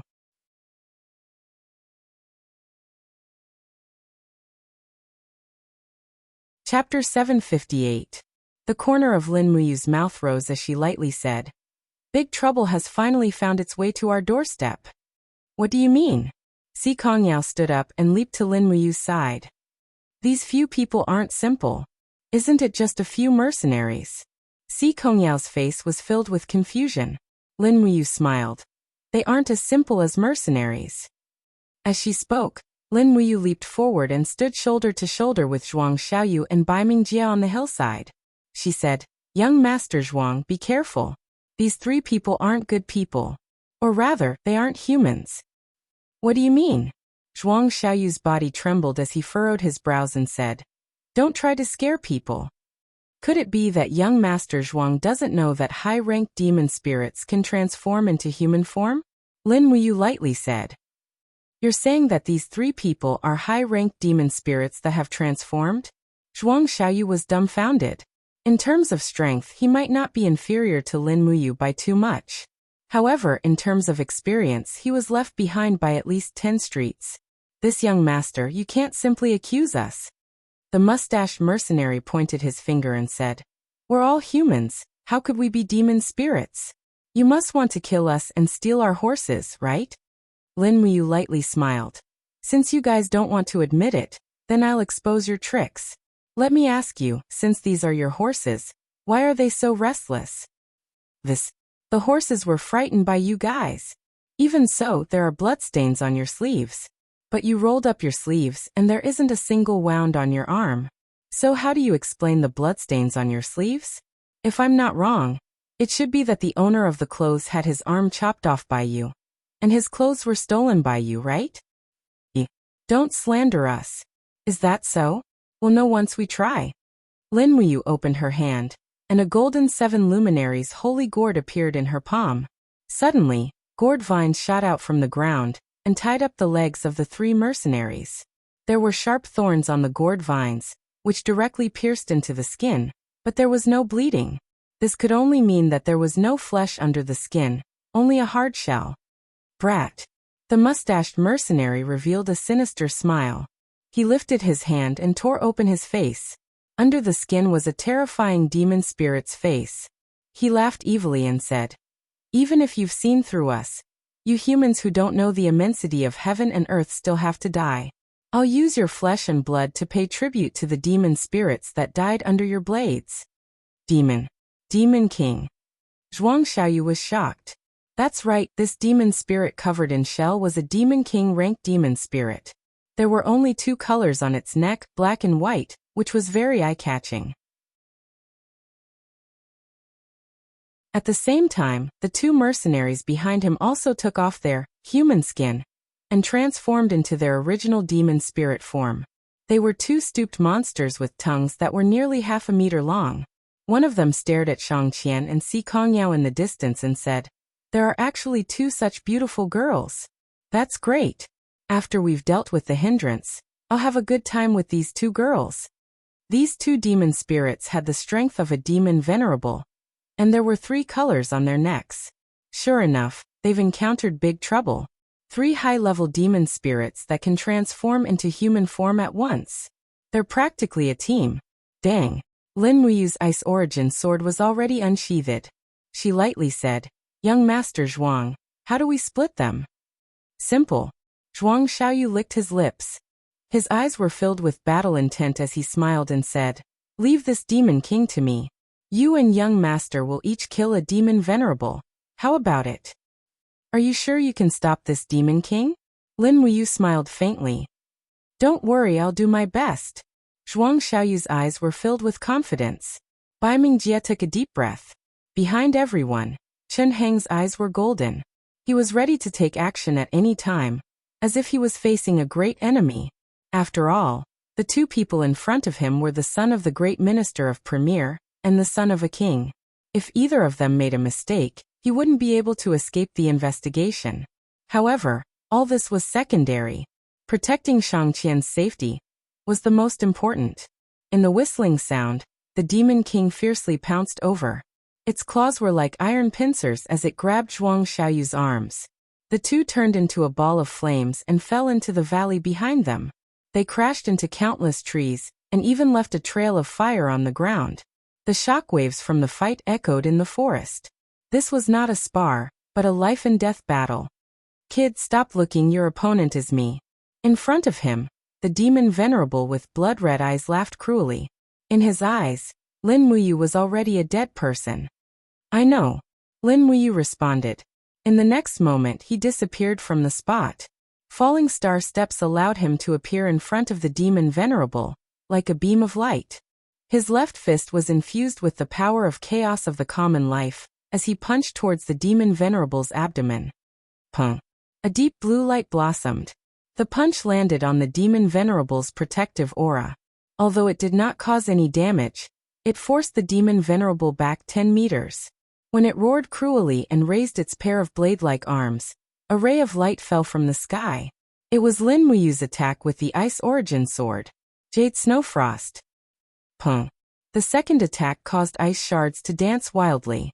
The Jade Snowfrost almost froze everything in the surroundings. This attack froze the demon venerable's arms into ice. Lin Muyu raised his leg and heavily kicked out. Two luminaries' demonic dance. Arg! The demon venerable actually let out a miserable howl. Its body flew like a cannonball and crashed into the mountain, causing the entire mountain to tremble. At this moment, Si Kongyao and Shang Qian were already watching with their mouths wide open. Lin Muyu's battle was much more interesting than Zhuang Xiaoyu's. Lin Muyu was practically crushing the pitiful demon venerable. On the other side, Baiming Jie swung his longsword and fought with another demon venerable. The demon venerable was the same species as the demon venerable that Lin Muyu was fighting with. It swung its blade-like arms to block Baiming Jie's slashes and thrusts. It laughed cruelly and the aura around it became denser and denser. Pooh! In the blink of an eye, Baiming Jie's shoulder was injured again. As a God State expert, he actually lost to a demon venerable. Go to hell, trash! The demon venerable roared and suddenly leaped forward. It wrapped its legs around Baiming Jie's waist and opened its blade-like arms to grab Baiming Jie's arms. It opened its bloody mouth and 2 rows of sharp teeth bit down. Bastard! Baiming Jie roared furiously. The law of fire and divine power in his body was raised to the peak.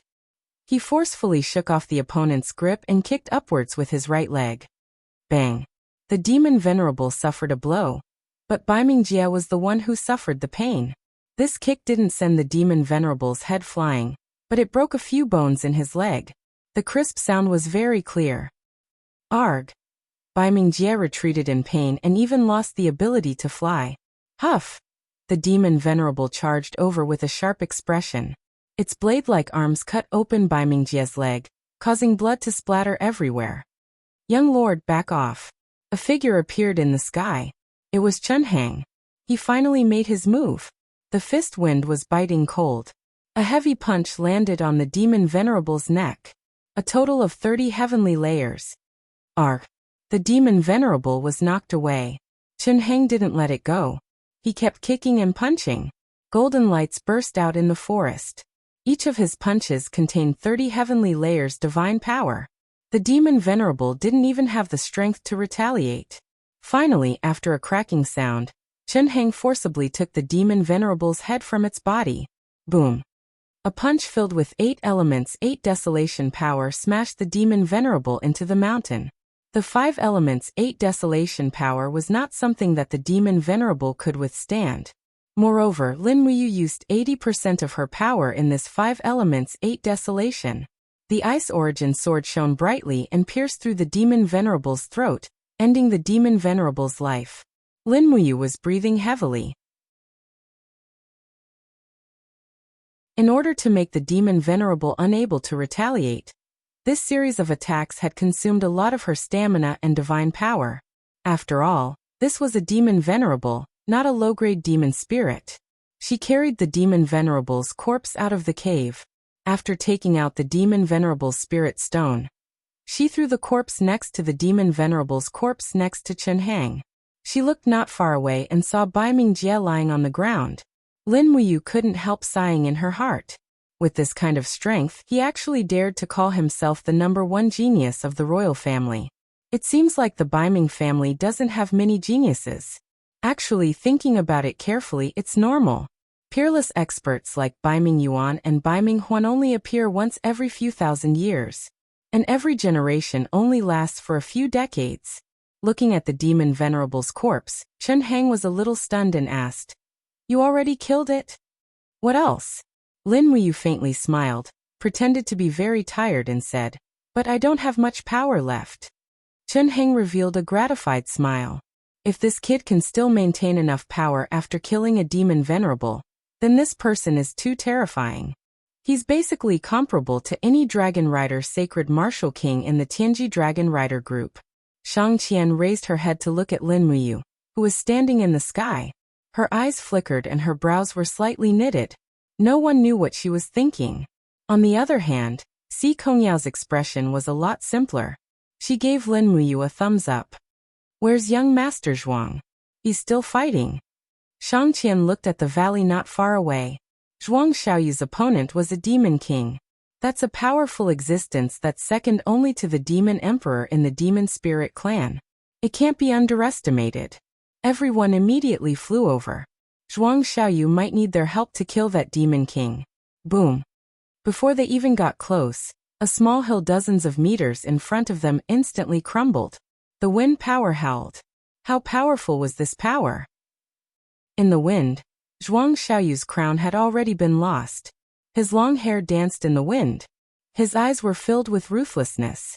The long sword in his hand had actually broken into two, but his divine power was still condensed on the broken sword. On the other hand, the Demon King's aura was extremely domineering. Although there were a few sword wounds on his body, they weren't fatal. Demon power lingered around him, and his battle intent surged. With a roar, he charged at Zhuang Xiaoyu again.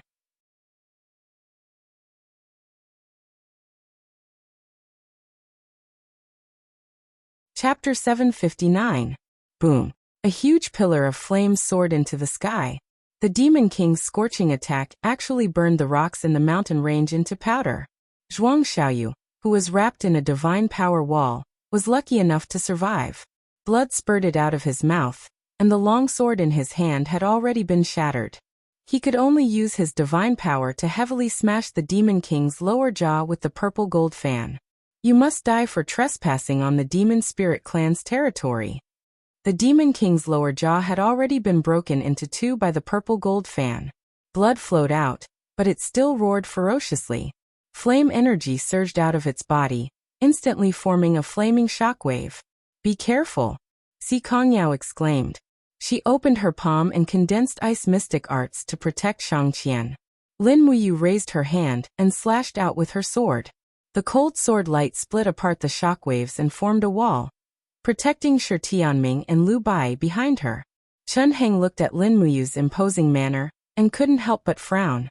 "This kid is not simple. Should we help young Master Zhuang?" Shang Qian said worriedly. Si Kongyao's bright eyes stared at the battle between Zhuang Xiaoyu and the Demon King. She slowly shook her head and said, "No need. Big brother Xiaoyu hasn't shown his true strength. This Demon King is definitely not his match. Furthermore, to a sacred martial venerable, self-confidence and dignity are more important than life. If we help him, it will be the same as insulting Big Brother Xiaoyu." But Shang Qian still wanted to say something, but Chen Heng, who was beside her, signaled her to stop. Just like what Si Kongyao had said, true experts all had almost distorted self-esteem. Especially in this kind of situation where they were evenly matched, they definitely couldn't help him.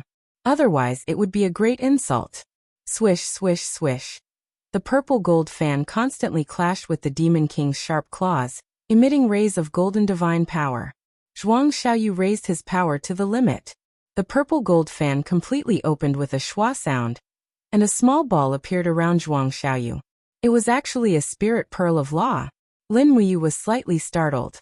She had never imagined that Zhuang Xiaoyu's godhead would actually be a forged immortal godhead. This spirit pearl of law could increase his strength by at least half. It looked like this Demon King was going to die a miserable death at the hands of a Saint Martial Venerable. Hua hua. The purple gold fan swept out with a gust of wind. This time, the characteristics of the power were completely different. Moreover, the control over the laws of wind had been greatly increased. The destructive power contained in the wind was completely different from before. "They're finally here." Si Kongyao smiled and said, "The Zhuang family's 4 styles of wind god. The first style, piercing gale." Amidst Si Kongyao's laughter, the Demon King let out a miserable howl. After its body was baptized by the gale, its scales flew off and blood gushed out. In an instant, it had already fallen into a disadvantageous position. Zhuang Xiaoyu's eyes were cold, and there was still a trace of blood at the corner of his mouth. He flipped the purple gold fan again, and his figure was like a fallen leaf in the wind. He floated with the wind, but it was in accordance with the laws of nature. When the purple gold fan fanned again, the power of the wind seemed to be compressed, condensing into the image of a wild green dragon that pounced straight towards the Demon King. Two styles of wind god, tornado coiling dragon. Si Kongyu's eyes were filled with excitement. Clearly, Si Kongyu's talent was extraordinary, and her attainments in martial arts far surpassed her peers. So much so that when she saw Zhuang Xiaoyu's 4 styles of wind god, she couldn't help but be excited. If it wasn't for the fact that the 4 styles of wind god was not a secret technique that was passed down to outsiders, Si Kongyu would have already learned it. Lin Muyu was silent. If she had used the 7 glorious stars transformation just now, she was afraid that with Si Kongyu's temperament, she would definitely pester her to learn it. As the tornado coiling dragon devoured, a kacha sound rang out, and the Demon King's arm broke into a cloud of blood. It was clear to see how powerful the tornado coiling dragon was. The Demon King's body was extremely tough, and even the stellar sword could not cut it. Thinking of the stellar sword, Lin Muyu couldn't help but be silent. She didn't know where Acatosaurus had sent the stellar sword to. The sword spirit of that sword was the Sword Elder. However, Acatosaurus had also grown up, so it must have had its own reasons for doing this. Roar, roar, roar. The Demon King was already one-armed, but it still roared at the sky. The flames swelled, as if its body would explode at any moment. At this moment, Zhuang Xiaoyu's handsome face appeared even calmer. Under the illumination of the flames, his eyes were filled with confidence.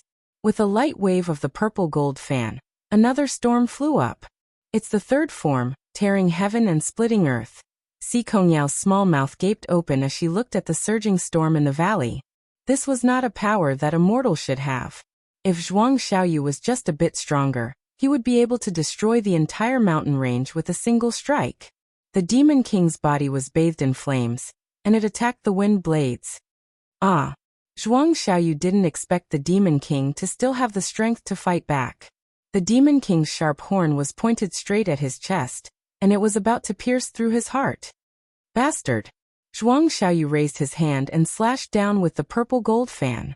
With a kacha sound, the sharp horn was broken. However, half of the Demon King's horn still pierced into his chest. The sound of bones breaking rang out, and a few of his ribs were broken. In a miserable state, Zhuang Xiaoyu activated his ability to shatter the void, and directly jumped tens of meters away.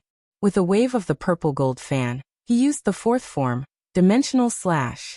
As soon as she saw the purple dimensional wind blade, Lin Muyu felt an inexplicable sense of familiarity. That's right, Feng Jixing's dimensional wind blade was the same. It seemed that Zhuang Xiaoyu's understanding of the law of wind had already reached the same level as Feng Jixing. No wonder he was known as the #1 person among the younger generation of the Tianji Empire. There was no doubt about his strength. Roar, roar, roar. The Demon King had already used up the last of its life force in this attack. How could it still withstand the impact of the dimensional wind blade? In an instant, its limbs were disintegrated into a pile of minced meat. Only the Demon King Great Demon Spirit Stone was glowing with a dazzling luster amidst the minced meat. Brother Xiaoyu, are you alright?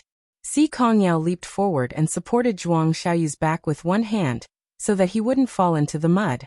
When she saw Zhuang Xiaoyu's face, she couldn't help but be shocked.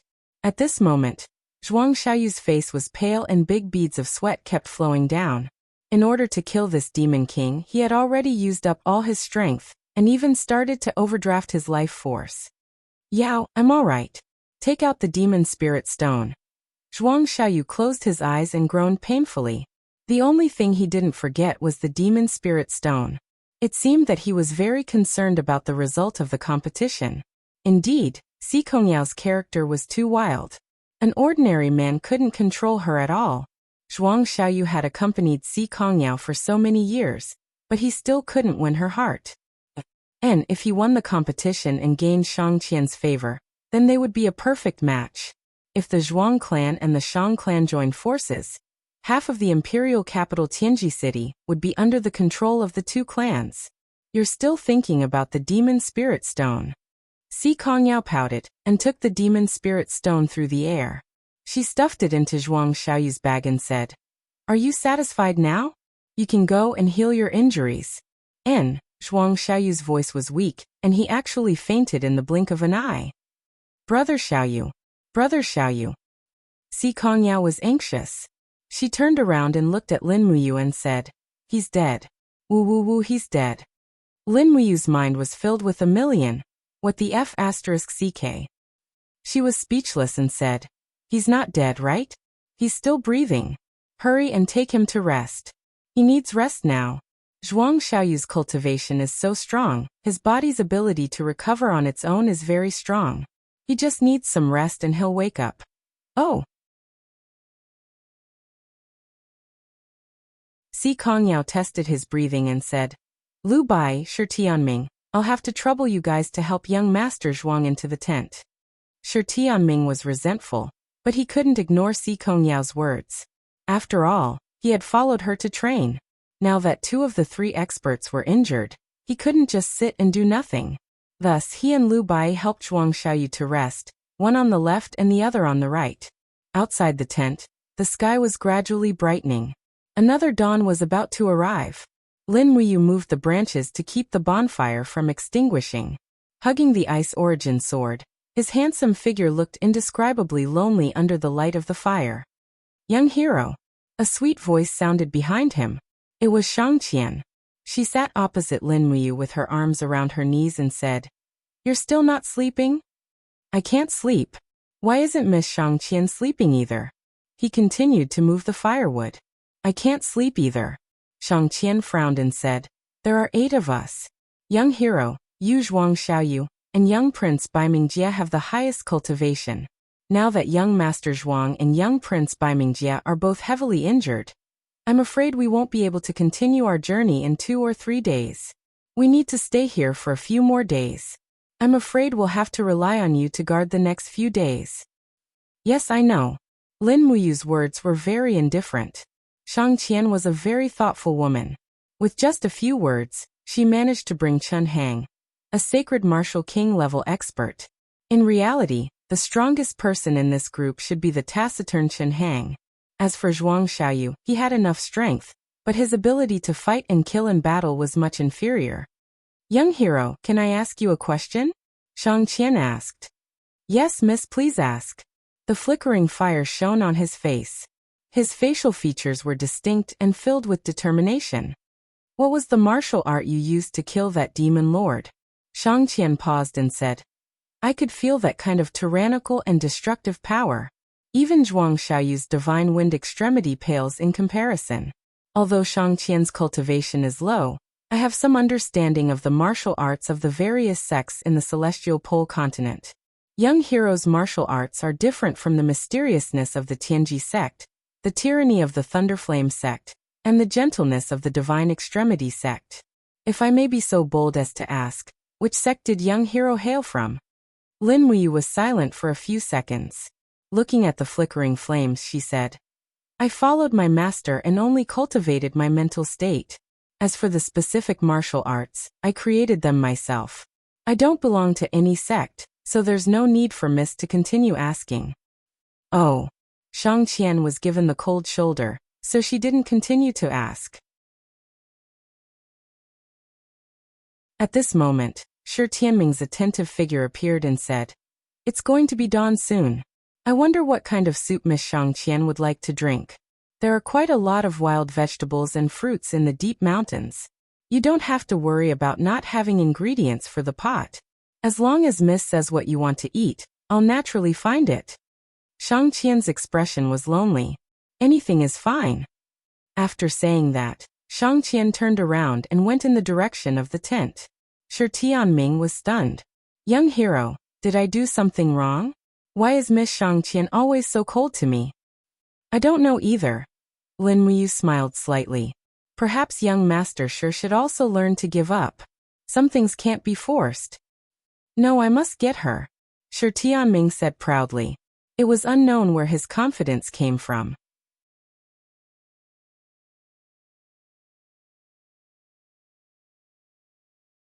Chapter 760. The sky was bright, but the entire jungle seemed to be in a deep slumber. Only the chirping of birds could let people know that a new day had arrived. Zhuang Xiaoyu and Baiming Jie once again fell into a deep slumber after taking the medicine. Even a god's body would need a few days of rest to heal, let alone a broken sternum. They would probably need at least 3 to 5 days to fight again. A faint wisp of green smoke rose. There was no one around, and it was quiet. Lin Muyu went back to the tent to rest after teaching Lu Bai some mental cultivation methods. She calmed her mind, and her mind was as still as a mirror. The divine power in her energy circulated automatically. Lin Muyu didn't need to use the spirit cultivation art anymore, and the art could refine the supreme divine power in her body on its own. About 30 meters away, Shang Qian's tent was very quiet. Inside the tent, Shang Qian was holding a cup of tea and sitting there quietly like a virgin. Chen Hang sat cross-legged beside her with a serious expression. "Uncle Chen, what do you think of that kid?" "Which kid?" Zhuang Xiaoyu. Chen Hang asked with a smile. "How could it be?" Shang Qian shook her head. Although Zhuang Xiaoyu's talent is extraordinary and his strength is astonishing, he is arrogant and prideful. His mental state and cultivation are seriously incompatible with his own cultivation. He is destined to suffer. I'm talking about someone else, someone whose mental state and strength are unfathomable. You're talking about the kid that Miss Si Kongyao favors, right? That's right, that's him. Uncle Chen has seen countless people. What do you think of this person? Chen Hang took a deep breath. Miss, forgive me for being blunt. This person's mental state and cultivation are above Zhuang Xiaoyu's. Above Zhuang Xiaoyu. Shang Qian was a little shocked. Zhuang Xiaoyu is known as the number one among the younger generation in the Tianji Empire. So what if he's the number one? There's always someone better than you out there. Chen Hang said confidently. I saw the whole process of that kid killing the demon venerable. He only used 70% of his strength at most to kill a demon venerable. Moreover, his moves were exquisite and domineering. More importantly, he didn't just rely on his strength. Oh, what do you mean? I don't know if First Miss noticed, but when that kid was fighting with the demon venerable, the timing and angle of his attack happened to be when the demon venerable was at its weakest. It's not that his strength is absolutely above the demon venerable, but his wisdom is far above the demon venerable, and he knows how to attack the demon venerable's weakness. This is also the reason why he could easily kill the demon venerable, and Baiming Jie was seriously injured. Who on earth is he? Shang Qian's beautiful brows knit together lightly as she said. Could it be someone from the Heavenju Empire or the Darkstone Empire? In my memory, there's no such person in the Tianji Empire or the Tianji sect. Anything is possible. Chen Heng narrowed his eyes. In short, this is a person that we shouldn't lose if we can rope in. Otherwise, Miss Si Kongyao wouldn't treat him with such respect. Humph, that little girl Yao, Shang Qian pouted. I think she likes that guy, or else she wouldn't be so abnormal. Chen Heng couldn't help but laugh. That kid is hidden deep and handsome. Of course he can win the hearts of girls. First Miss, don't tell me you don't like him at all? Shang Qian smiled, and her eyes were filled with endless arrogance. She said, love between a man and a woman is but a mortal matter. What I want is to control everything, not give up everything for one person. Good. Chen Hang had a look of admiration. This is Shang Sun's daughter. This is the granddaughter of the Saint Martial God, Lord Zhangcheng. This is the kind of breadth of mind and spirit we need. I think. First Miss will not lose to any man in the future. And Lord Zhangcheng's legacy is destined to be inherited by you. Uncle Chen, you don't have to flatter me. The corner of Shang Qian's mouth curled up, and her beautiful smile was so captivating. She said, my age is similar to Yao's, but my strength is far inferior to hers. I'm afraid that in terms of martial arts cultivation, I will never be able to catch up to Yao's realm in my lifetime. However, the future isn't decided by one's fists. Yes. Chen Hang had a smile on his face. Just as First Miss said, this continent is going to change soon. The spiritual mountains of the immortal realm are colliding, and the planes are merging. Now the world is no longer just the celestial pole mainland. There is also the shattered cauldron realm mainland across the sea. His Majesty sent a secret letter half a month ago. And all people above the level of Saint Martial Warrior have to obey orders and join the army of the Shattered Cauldron realm to serve the country. Shang Qian smiled playfully and said, "This is why I said that the future isn't decided by strength alone. We know very little about the Shattered Cauldron realm. If we use our weapons without authorization, I'm afraid that we won't necessarily get a vast territory, but the people of the Tianji Empire will be plunged into misery and suffering. If His Majesty wants to defeat the Qin Empire of the Shattered Cauldron realm by himself, I'm afraid it's like a fool's dream." Chen Hang said faintly, "His Majesty the Saint Emperor is wise. He has long decided to send only half of the army of the Tianji Empire to the Shattered Cauldron realm, and the rest of the army will stay at the border to prevent possible sneak attacks from Tianzhu and Heishu. I heard that the Qin Empire has 2 princes who are skilled in both civil and military affairs. One is Lin Muyu, and the other is Feng Jixing. Both of them are appointed ministers to manage the government affairs. Not only are they brave and good at fighting, but they are also resourceful."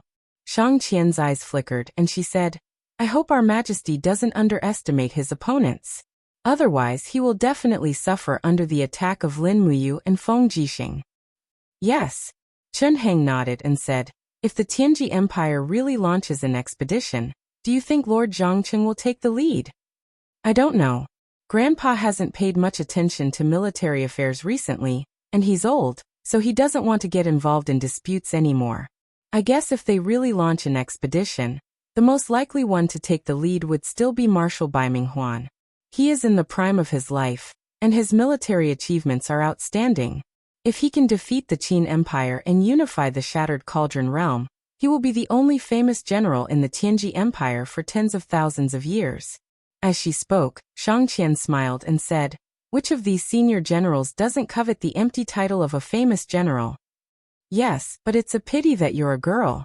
Otherwise, you would at least be a candidate for a general." "Humph, there will be a chance. I'll wait for the day when His Majesty summons me." Thousands of miles away, a fierce battle was taking place on the snowy Eight Wasteland. The violent sound of horse hooves shook the entire snowfield. The cavalrymen of the Longdan army camp, dressed in gray and white armor, held up the purple flag and lances, and confronted the last elite troops of the devil race. Dong dong dong. The war drums sounded hurriedly. Nearly 100,000 elite cavalrymen of the Longdan army camp turned over, and mounted their horses together. Holding his sword, Wei Chou spurred his horse to gallop in front of the formation. He raised his sword high and shouted, "For the female Empress Qin Yin, for the Qin Empire, for the sake of our homeland no longer being trampled by demons, for the prosperity of the earth, and for the peace of the people, we must win this battle." Everyone raised their weapons and let out a roar that shook the heavens. "We will win! Victory! Victory!" Wei Chou slowly turned his horse around and stood at the forefront of the whole formation. Staring at the formation of the devil race in the distance with his clear eyes, he raised his sword high and shouted, "Attack!" The formation moved slowly, and soon entered a galloping speed, shaking the heaven and earth. In the devil race's camp, a simple earthen wall was made into an indestructible city by ice and snow. On the wall, the man in a golden robe was the emperor of the devil race, Demon Emperor Feng Yuan. Beside him were 2 marshals of the devil race. One was Qianfeng, and the other was Shen Baichuan. Below the city, countless black cavalrymen were the last trump card of the devil race. The 100,000 elite cavalrymen of the Nan family, a cavalry regiment composed of high-level demons. It was said that even the armored demon army was no match for them. "Can we win?" Demon Emperor's eyes were still full of vicissitudes, and he said, "If we lose this battle, there will be no place for our god race to live on the whole continent. We will lose our home and everything." "Your Majesty, please don't worry." Shen Baichuan cupped his fists and said, "The 100,000 cavalrymen of the Nan family are the strongest in the world. They will not lose to the Dragon Courage army. No matter how good Wei Chou is, he can't make up for the gap in military strength and fighting strength." Qianfeng, who was wearing a silver marshal's robe, was silent. He just reached out and brushed off the thick layer of snow on his shoulder. "Marshal Qianfeng, what do you think?" Feng Yuan asked indifferently. Qianfeng nodded and said, Father, Wei Chao's strategy was inherited from Lin Muyu, and he has always been experienced in military strategy. Moreover, since the battle at the Tongtian Gorge, Wei Chao has always advocated the strategy of advancing step by step and never taking risks. But now, the Longdan army camp has actually put up a formation to fight against our cavalry. I think it's not that simple. Marshal Qianfeng is worrying too much. Shen Baichuan smiled coldly. Although the soldiers of the Longdan army camp are battle-hardened, they are still humans after all. Their physique and strength cannot be compared to the Protoss. Moreover, we are using the fine horses of the northern desert, while the Longdan army camp uses mostly mixed warhorses. Their leg strength and charging power are far inferior. Moreover, Shen Baichuan's eyes turned cold. Our winged men legion has been closely monitoring from the sky. Wei Chao did not bring a single magic crystal cannon out of the Tongtian Gorge. As long as he does not bring any magic crystal cannon, what is there to fear from the Longdan army camp? I think Marshal Qianfeng has been scared out of his wits by the Longdan army camp. I hope so. Qianfeng did not argue. He said, Father, I have arranged for guards and carriages to escort His Highness Ning, and Her Highness Jing, out of the 8 wastelands. Once the Protoss are defeated, we will retreat to the north and enter the wildlands to find a new home. Feng Yuan's expression was lonely. He said somewhat impatiently, All right, just arrange it. Amidst the sound of hooves, the 2 strongest cavalry regiments in the Shattered Cauldron realm were less than 100 meters away from each other. Wei Chao suddenly raised a blue flag and shouted, Magic crystal crossbow fire! The elite soldiers in the front row of the Longdan army camp each took out a crossbow from a black cloth bag on the back of their horses. The crossbow was made of pure steel, but it was very different from ordinary crossbow bolts. The arrow they used was actually an arrow with a light blue luster. It was a crossbow bolt that was filled with magic crystals. There was also a small crystal detonator tied to the center of the arrow. Swoosh, swoosh, swoosh. The magic crystal crossbow bolts flew with the wind. In the blink of an eye, there were continuous explosions. The power of the magic crystal crossbow bolts could only reach 3 to 5 meters away. However, when scattered, the power produced by the explosion of thousands of magic crystal crossbow bolts was destructive. Small mushroom clouds soared into the sky. The 100,000 devil cavalry were defeated even before the battle began.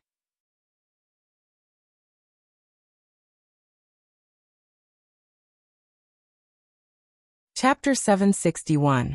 In less than 2 hours, the mountain-like formation of 100,000 cavalrymen began to crumble. The sounds of explosions from the small magic crystal crossbows rang out one after another. The shockwaves from the explosions caused the air currents to become chaotic. Strong gales blew across the snowy plains. Looking down, the ground had become a mess in the blink of an eye. Charred craters could be seen all over the battlefield. Ha ha ha ha.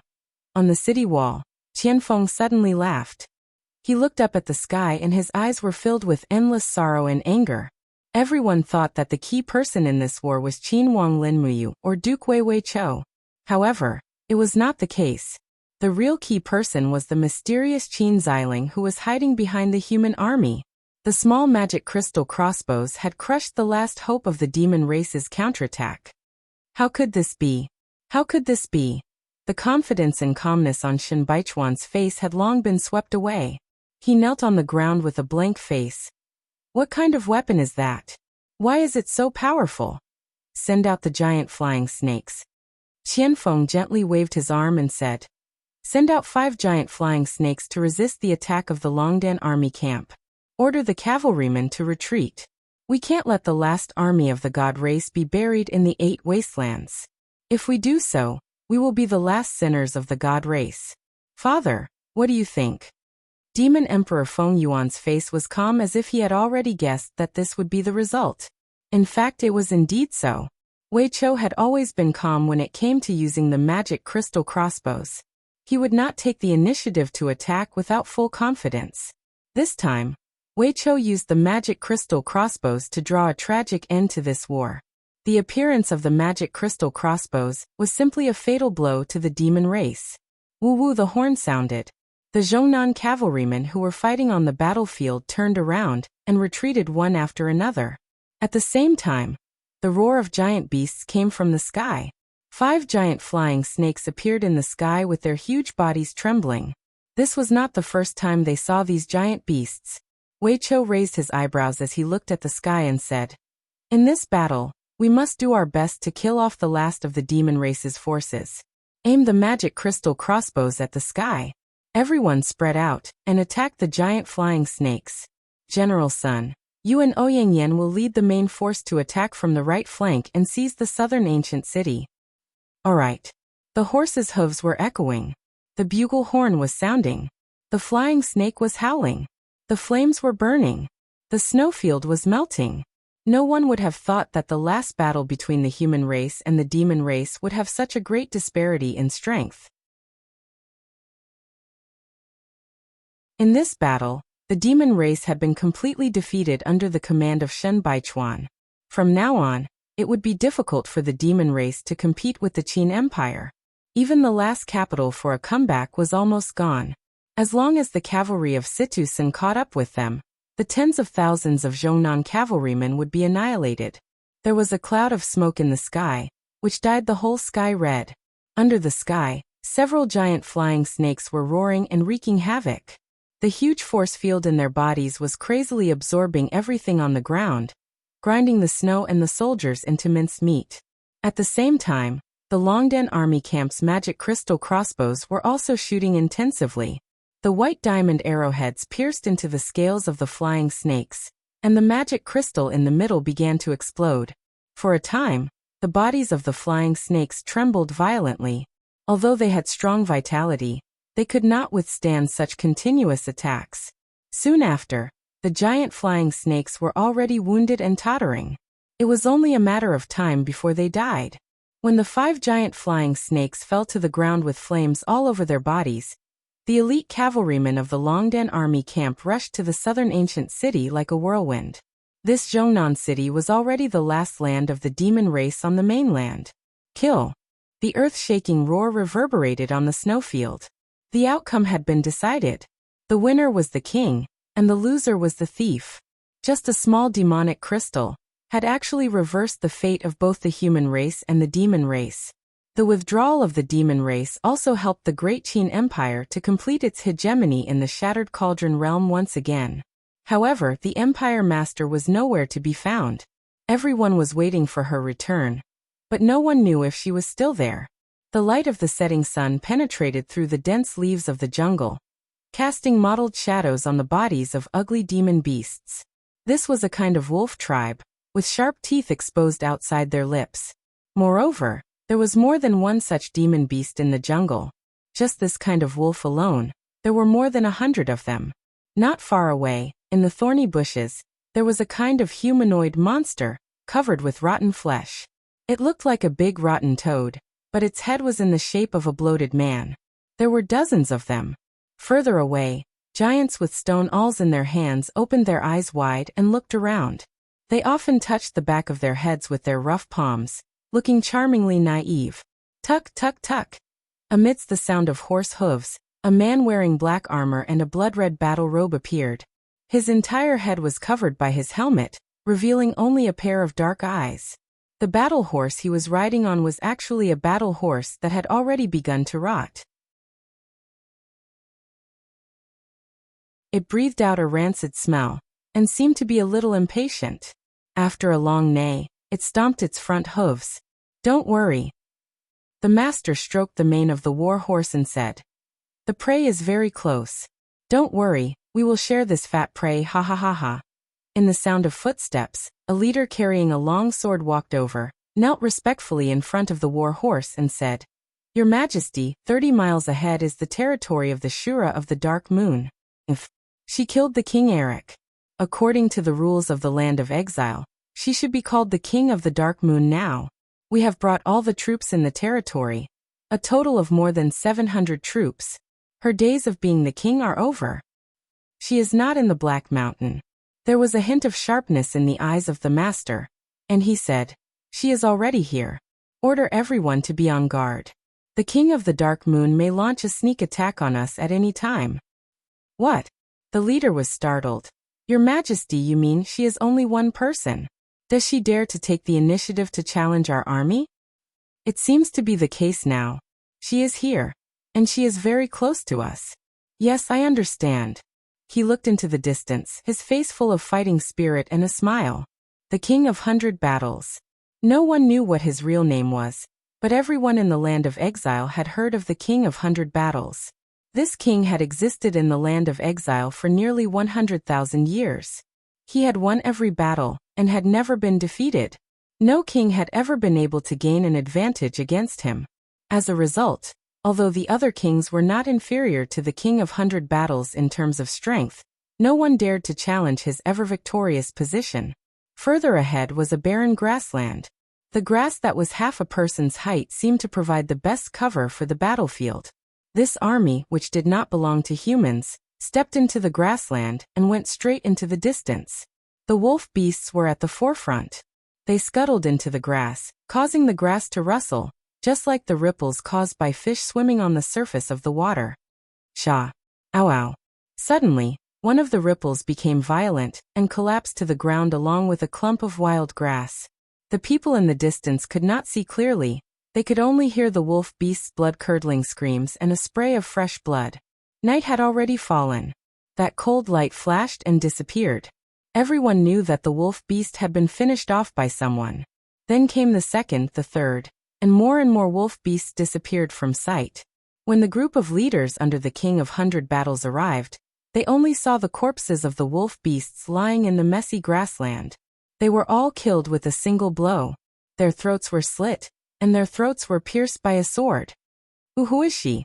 The spear in the leader's hand was trembling. She is the King of Dark Moon. The King of 100 Battles raised his head and looked into the distance. That overbearing aura disappeared in a flash. She was a person who was good at hiding her aura, and also a strong opponent. Pulling the reins, he spurred the horse and said calmly, "Everyone, spread out. You must find her for me. Let her have a taste of the soft tongue of a toad."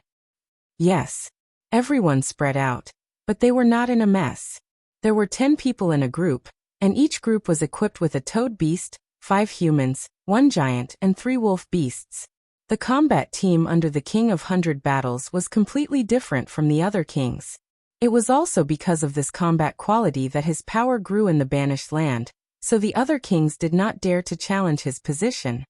Be careful. A leader held a spear in his hand and looked at every movement in the grass with a sharp look. Ow! Ow! The wolf beast bared its teeth and walked through the grass with a ferocious look. Suddenly, with the ow-ow sound, the smell of blood filled the air.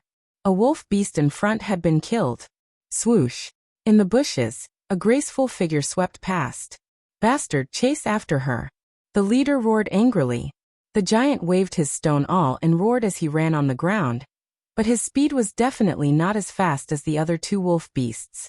However, when the wolf beast was chasing after the giant, a sword light suddenly swept past, and blood splattered. There were no more wolf beasts in this team. She is there, Toad, do it. The Toad Man suddenly opened his mouth at a horrifying angle, and a soft tongue flew out. Pa! It wrapped around the left leg of the girl who was running in the grass. Pull back. The soft tongue quickly retracted. The girl raised her long sword, and the blade was shining brightly. Cha! The soft tongue was cut in half. The leader was so shocked that his face turned pale. Cut off the soft tongue with one sword. How is this possible? This soft tongue is something that even an armored car can't crush. Giant, kill her for me. Roar!